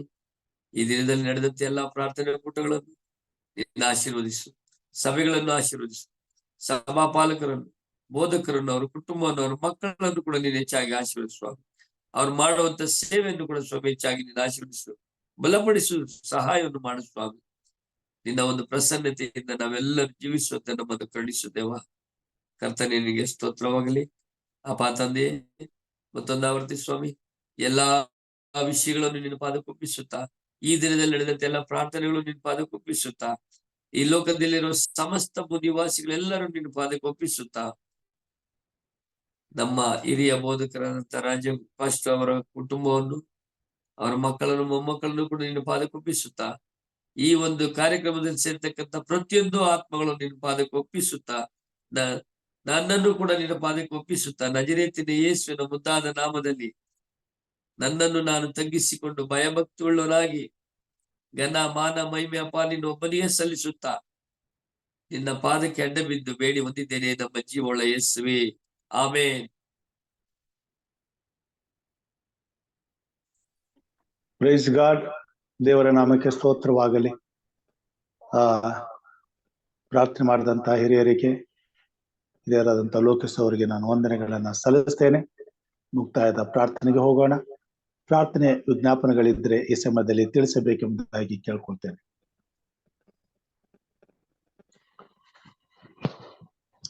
ಇಲ್ಲವಾದರೆ ಪ್ರಾರ್ಥನೆ ಮಾಡಿಕೊಳ್ಳೋಣ. ಪ್ರೀತಿಯಲ್ಲಿಯೂ ಕೃಪೆಯಲ್ಲಿಯೂ ಐಶ್ವರ್ಯವುಳ್ಳಂತ ಮಹಾಸ್ವಾಮಿ, ನಿನ್ನ ಪರಿಶುದ್ಧವಾದಂತ ನಾಮವನ್ನ ಕೊಂಡಾಡಲು ಕೊಟ್ಟಂತೆ ಅವಕಾಶಕ್ಕಾಗಿ ಸ್ತೋತ್ರ. ನಿನ್ನ ಪರಿಶುದ್ಧವಾದ ಸತ್ಯವನ್ನ ತಿಳಿಯುವಂತ ಕೃಪೆಗಾಗಿ ಸ್ತೋತ್ರ. ಎಚ್ಚರವಾಗಿದ್ದು ಪ್ರಾರ್ಥಿಸಿ ಕಾರ್ಯಕ್ರಮದ ಮುಖಾಂತರವಾಗಿ ನಿನ್ನನ್ನು ನಂಬಿರುವಂತ ಪ್ರತಿಯೊಬ್ಬ ನಿನ್ನ ಮಕ್ಕಳಿಗೆ ಎಚ್ಚರಿಕೆಯ ಸಂದೇಶವನ್ನ ಕೊಟ್ಟದಕ್ಕಾಗಿ ಸ್ತೋತ್ರ ಸ್ವಾಮಿ. ಈ ಕಡೆಯ ಕಾಲದಲ್ಲಿ ನಿನ್ನ ಆತ್ಮನಿಗಿರುವಂತಹ ಹೋರಾಟವನ್ನ ಪ್ರತಿಯೊಬ್ಬ ಕ್ರೈಸ್ತ ವಿಶ್ವಾಸಿಗಳು ಕಂಡುಕೊಳ್ಳುವಂತೆ ಕಾರ್ಯ ಮಾಡು.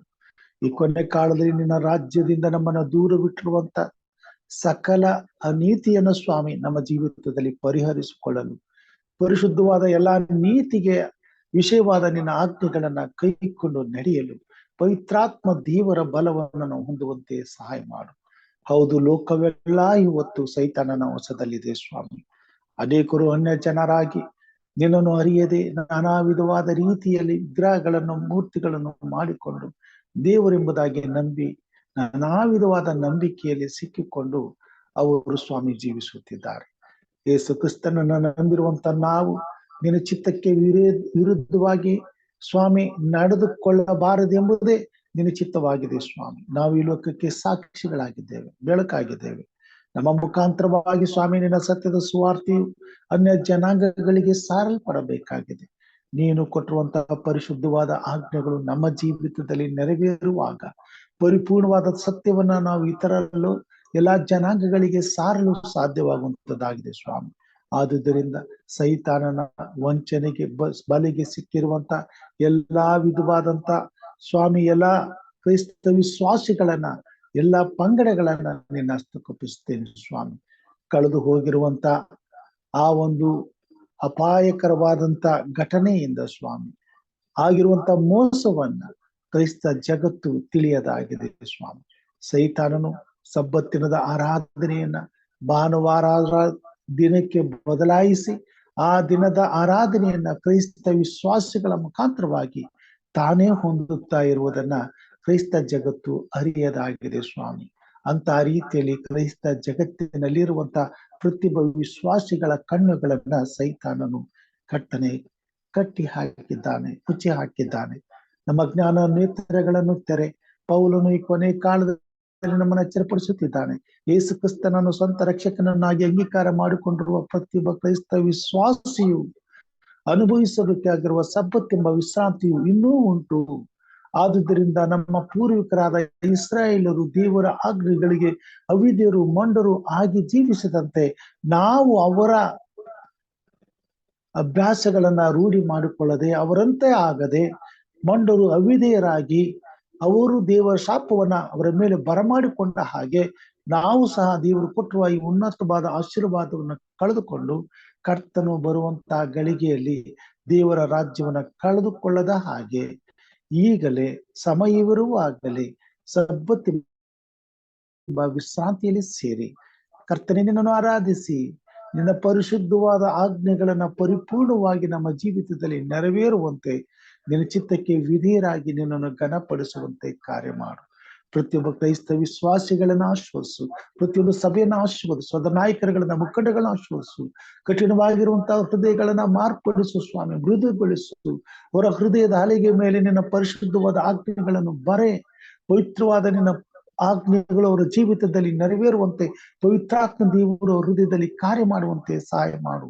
ಕಲ್ಲಾದ ಹೃದಯವನ್ನ ಮೃದುಗೊಳಿಸಿ ನೀತಿಯ ಆಜ್ಞೆಗಳನ್ನ ಬರೆದು ಪ್ರತಿಯೊಂದು ಹೃದಯದಲ್ಲಿ ಸ್ವಾಮಿ ನಿನ್ನ ಆಜ್ಞೆಗಳನ್ನ ಕೈಕೊಂಡು ನಡೆಯಲು ಹರ್ಷಿಸುವ ಹಾಗೆ, ಉಲ್ಲಾಸಿಸುವ ಹಾಗೆ, ನಿನ್ನಲ್ಲಿ ಪರಿಪೂರ್ಣವಾದ ಸಂತೋಷದಲ್ಲಿ ಭಾಗಿಗಳಾಗುವ ಹಾಗೆ ಪ್ರತಿಯೊಬ್ಬ ಕ್ರೈಸ್ತ ವಿಶ್ವಾಸದ ಜೀವಿತವು ಸ್ವಾಮಿ ನಿನಗೆ ಸಂಪೂರ್ಣವಾಗಿ ಸಮರ್ಪಕವಾಗುವಂತೆ ಕಾರ್ಯ ಮಾಡು ಸ್ವಾಮಿ.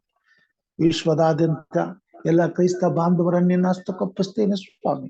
ಈ ಜಗತ್ತಿಗೆ ಸಾಕ್ಷಿಯಾಗಿ ಜೀವಿಸಬೇಕಾಗಿರುವಂತ ಕ್ರೈಸ್ತಿಯ ಜಗತ್ತು ಸ್ವಾಮಿ ಸತ್ಯದ ಆರಾಧನೆಯ ಪರಿಶುದ್ಧವಾದ ಸಬ್ಬತ್ ದಿನವನ್ನ ಅಂಗೀಕಾರ ಮಾಡಿಕೊಳ್ಳುವಂತೆ ಒಂದೇ ಸತ್ಯ, ಒಂದೇ ದೀಕ್ಷೆ, ಒಬ್ಬನೇ ಕರ್ತನಾಗಿರುವಂತ ನಿನ್ನನ್ನು ಸ್ವಾಮಿ ಒಂದೇ ದಿನವಾದಂತ ಸತ್ಯದ ಆರಾಧನೆಯಲ್ಲಿ ಕೂಡಿ ಬಂದು ಎಲ್ಲಾ ಕ್ರೈಸ್ತ ಪಂಗಡಗಳು ಒಟ್ಟಾಗಿ ಸ್ವಾಮಿ ನಿನ್ನ ಘನವುಳ್ಳ ನಾಮವನ್ನ ನಿನ್ನ ಘನತೆಗೆ ತಕ್ಕ ಹಾಗೆ ಸತ್ವದಿಂದಲೂ ಆತ್ಮದಿಂದಲೂ ಆರಾಧಿಸುವಂತೆ ಕಾರ್ಯ ಮಾಡು ಸ್ವಾಮಿ. ಇವತ್ತು ಪ್ರಪಂಚದ ಮೂಲೆ ಮೂಲೆಯಲ್ಲಿ ನಿನ್ನ ಭಕ್ತರು ನೀನು ಕೊಟ್ಟುವಂತಹ ಪರಿಶುದ್ಧವಾದ ಸಬ್ಬತ್ತಿನದ ಆರಾಧನೆಯಲ್ಲಿ ಭಾಗವಹಿಸುವಂತ ಪ್ರತಿಯೊಂದು ಕುಟುಂಬವನ್ನು ಪ್ರತಿಯೊಂದು ಮಗುವನ್ನು ನೀನು ಆಶೀರ್ವದಿಸು ಸ್ವಾಮಿ. ಎಷ್ಟೋ ಜನರಿಗೆ ಕಷ್ಟ ಕಾಯಿಲೆಗಳಿಂದ ನಿನ್ನನ್ನು ಆರಾಧಿಸ್ಲಿಕ್ಕಾಗ್ತಾ ಇಲ್ಲ. ಅಂತವ್ರ ನೀನು ಗಳಿಗೆಯಲ್ಲಿ ಮುಟ್ಟಿ ಗುಣಪಡಿಸು, ಅವ್ರನ್ನ ಬಲಪಡಿಸು, ಸ್ವಸ್ಥಪಡಿಸು. ಅವರು ಎದ್ದು ನಿನ್ನ ಆಲಯಕ್ಕೆ ಬಂದು ನಿನ್ನನ್ನು ಆರಾಧಿಸುವಂತೆ ಕೃಪೆ ತೋರು ಸ್ವಾಮಿ. ಅನೇಕರಿಗೆ ಬಡತನವಿದೆ, ಅನಾನುಕೂಲವಿದೆ, ಅನೇಕ ರೀತಿಯಾದಂತ ಇಕ್ಕಟ್ಟುಗಳಿವೆ ಸ್ವಾಮಿ. ಈ ಎಲ್ಲಾ ಕಾರಣಗಳಿಂದ ಅವರು ನಿನ್ನ ಸನ್ನಿಧಾನಕ್ಕೆ ಬರ್ಲಿಕ್ಕೆ ಆಗ್ತಾ ಇಲ್ಲ. ನೀನು ಅಂತವರಿಗೆ ಬಿಡುಗಡೆಯನ್ನ ಕೊಡು ಸ್ವಾಮಿ. ಅವರಿಗೆ ಬೇಕಾದ ಸಹಾಯವನ್ನು ಮಾಡು. ದುಡಿಯುವಂತವ್ರ ಕೈಗಳನ್ನ ಬಲಪಡಿಸು, ಅವರನ್ನ ಅಭಿವೃದ್ಧಿಪಡಿಸು.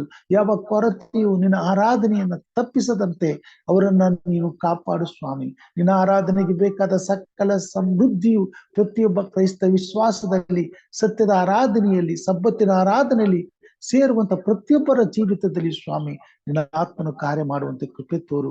ಪರಲೋಕದ ಕಾರ್ಯಗಳು ನಡೆಯುವಂತೆ ಸಹಾಯ ಮಾಡು. ನಿನ್ನ ದೂತರು ಕಾರ್ಯ ಮಾಡುವಂತೆ ಸಹಾಯ ಮಾಡು. ನಿನ್ನನ್ನು ಆರಾಧಿಸಲು ಯಾವುದೇ ಅಡ್ಡಿ ಬರದಂತೆ ನೀನು ಸ್ವಾಮಿ ಎಲ್ಲಾ ಅಡ್ಡಿ ಆತಂಕಗಳನ್ನ ತೆಗೆದು ನಿನ್ನ ಆರಾಧನೆಗೆ ದಾರಿಯನ್ನ ಬಯಲು ಮಾಡು ಸ್ವಾಮಿ. ನಿನ್ನ ಮಕ್ಕಳು ಹರ್ಷದಿಂದಲೂ ಉಲ್ಲಾಸದಿಂದಲೂ ಸಂತೋಷದಿಂದಲೂ ಸಮೃದ್ಧಿಯಿಂದಲೂ ನೆಮ್ಮದಿಯಿಂದಲೂ ತೃಪ್ತಿಯಿಂದಲೂ ರಾಜಾದಿರಾಜನಾದ ನಿನ್ನನ್ನು ಆರಾಧಿಸಿ ನಿನ್ನನಿಗೆ ಸಲ್ಲತಕ್ಕ ಘನ ಮಾನ ಮಹಿಮೆಯನ್ನು ಸಲ್ಲಿಸಿ ನಿನ್ನ ನಾಮವನ್ನು ಮಹಿಮೆಪಡಿಸುವಂತೆ ಕಾರ್ಯ ಮಾಡು. ನಿನ್ನ ರೆಕ್ಕೆಯ ಮರೆಯಲ್ಲಿ ಸ್ವಾಮಿ ತಮ್ಮನ್ನು ಒಪ್ಪಿಸಿಕೊಡುವಂತೆ ಕೃಪೆ ತೋರು. ರಾಜಾದಿರಾಜನೇ, ಲೋಕಕ್ಕೆ ರಾಜಶಾಸನವಾಗಿ ಕೊಟ್ಟಿರುವಂತಹ ಸಬ್ಬತ್ತಿನದ ಆರಾಧನೆಯನ್ನ ಪ್ರತಿಯೊಬ್ಬ ಕ್ರೈಸ್ತ ವಿಶ್ವಾಸಿಯು ಕಳಕೊಳ್ಳದಂತೆ ಕಾರ್ಯ ಮಾಡು. ಅನುಭವಿಸುತ್ತಿರುವಂತಹ ಎಲ್ಲಾ ವಿಶ್ವಾಸಿಗಳು ನಿನ್ನ ಆರಾಧನೆಯಲ್ಲಿ ತಪ್ಪಿಸಿಕೊಳ್ಳದೆ ಬಂದು ಸೇರಿ ನಿನ್ನನ್ನು ಆರಾಧಿಸುವಂತೆ ಕೃಪೆ ತೋರು ಸ್ವಾಮಿ. ನೀನು ಬರುವಾಗ ಯಾವ ಕಳಂಕವು ಯಾವುದೇ ರೀತಿಯಾದಂತ ಪಾಪದ ಕಲೆಯು ನಮ್ಮ ಮೇಲೆ ಉಳಿಯದ ಹಾಗೆ ಪವಿತ್ರಾತ್ಮ ದೇವರು ಎಲ್ಲಾ ಸತ್ಯಕ್ಕೆ ನಮ್ಮನ್ನ ನಡೆಸಿ, ಸತ್ಯವು ನಮ್ಮನ್ನ ಬಿಡುಗಡೆ ಮಾಡಿ, ನೀತಿ ಸ್ವರೂಪನಾದ ನಿನ್ನ ಸನ್ನಿಧಾನದಲ್ಲಿ ಪರಿಶುದ್ಧರು ನಿಷ್ಕಳಂಕರು ಆಗಿ ನಿಲ್ಲುವಂತೆ ನಮ್ಮೊಬ್ಬೊಬ್ಬರ ಜೀವಿತವನ್ನು ಸ್ವಾಮಿ ನೀನು ಪರಿಪೂರ್ಣಗೊಳಿಸು. ಸೈತಾನನ ಎಲ್ಲಾ ಕುತಂತ್ರದ ಮೋಸದ ಜಾಲದ ಬಲೆಗಳಿಂದ ತಪ್ಪಿಸಿ, ಸೈತಾನ ಕಾರ್ಯಗಳನ್ನ ಲಯಪಡಿಸಿ, ಭೂಮಿಯ ಮೇಲೆ ನಿನ್ನನ್ನು ವಿಶ್ವಾಸಿಸುವಂತ ಪ್ರತಿಯೊಬ್ಬ ಕ್ರೈಸ್ತ ಮಕ್ಕಳು ನಿನ್ನ ಸನ್ನಿಧಾನದಲ್ಲಿ ಯಥಾರ್ಥವಾಗಿ ಪ್ರಾಮಾಣಿಕರಾಗಿ ಪರಿಶುದ್ಧರಾಗಿ ನಿಲ್ಲುವಂತೆ ಪರಿಶುದ್ಧವಾದ ಸಬ್ಬತ್ತಿನದ ಆರಾಧನೆಯನ್ನ ಮುದ್ರೆಯನ್ನ ಪ್ರತಿಯೊಬ್ಬರ ಹಣೆ ಮೇಲೆ ನಿನ್ನ ದೂತರು ಒತ್ತುವಂತೆ ಕೃಪೆ ತೋರು.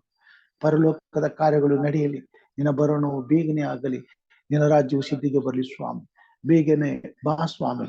ನಿನ್ನ ಮಕ್ಕಳಾದ ನಮ್ಮನ್ನು ಸ್ವಾಮಿ ನಿನ್ನ ಪರಿಶುದ್ಧವಾದ ರಾಜ್ಯದಲ್ಲಿ ಸೇರಿಸು. ಎಲ್ಲ ಘನ ಮಾನ ಸ್ತುತಿ ಸ್ತೋತ್ರ ನಿನಗಾಗಲೆಂದು ಈ ಕೂಟಕ್ಕೆ ಬಂದಿರುವಂತ ಪ್ರತಿಯೊಬ್ಬ ದೇವರ ಮಗಳನ್ನ ಪ್ರತಿಯೊಂದು ಕುಟುಂಬಗಳನ್ನ ಆಶೀರ್ವದಿಸೆಂದು ನಮಗೋಸ್ಕರ ಕಲ್ವಾರಿ ಶಿಲುಬೆ ಮೇಲೆ ಪ್ರಾಣ ನೀಡಿದ ನಮ್ಮ ರಕ್ಷಕನು ನಿನ್ನ ಮುದ್ದು ಮಗನೂ ಆಗಿರುವ ನಜರೇತಿನ ಯೇಸು ಸ್ವಾಮಿ ಹೆಸರಿನಲ್ಲಿ ತಾಳ್ಮೆಯಿಂದ ವಿನಯದಿಂದ ಬೇಡಿ ಹೊಂದಿದ್ದೇನೆ ನಮ್ಮ ತಂದೆಯೇ, ಆಮೇನ್. ಪರಲೋಕದಲ್ಲಿರುವ ನಮ್ಮ ತಂದೆಯೇ, ನಿನ್ನ ನಾಮವು ಪರಿಶುದ್ಧವೆಂದು ಎಣಿಸಲ್ಪಡಲಿ, ನಿನ್ನ ರಾಜ್ಯವು ಬರಲಿ, ನಿನ್ನ ಚಿತ್ತವು ಪರಲೋಕದಲ್ಲಿ ನೆರವೇರದಂತೆ ಭೂಲೋಕದಲ್ಲಿಯೂ ನೆರವೇರಲಿ. ನಮ್ಮ ಅನುದಿನದ ಆಹಾರವನ್ನು ಈ ಹೊತ್ತು ನಮ್ಮ ದಯ ಪಾಲಿಸಿಕೊಡು. ನಮಗೆ ತಪ್ಪು ಮಾಡಿದವರನ್ನು ನಾವು ಕ್ಷಮಿಸದಂತೆ ನಮ್ಮ ತಪ್ಪುಗಳನ್ನು ಕ್ಷಮಿಸು. ನಮ್ಮನ್ನು ಶೋಧನೆ ಒಳಗೆ ಸೇರಿಸದೆ ಕೇಡಿನಿಂದ ತಪ್ಪಿಸು. ಯಾಕಂದರೆ ರಾಜ್ಯವು ಬಲವು ಮಹಿಮೆಯು ಸದಾ ಕಾಲ ನಿನ್ನದೇ ಸ್ವಾಮಿ, ಆಮೇನ್.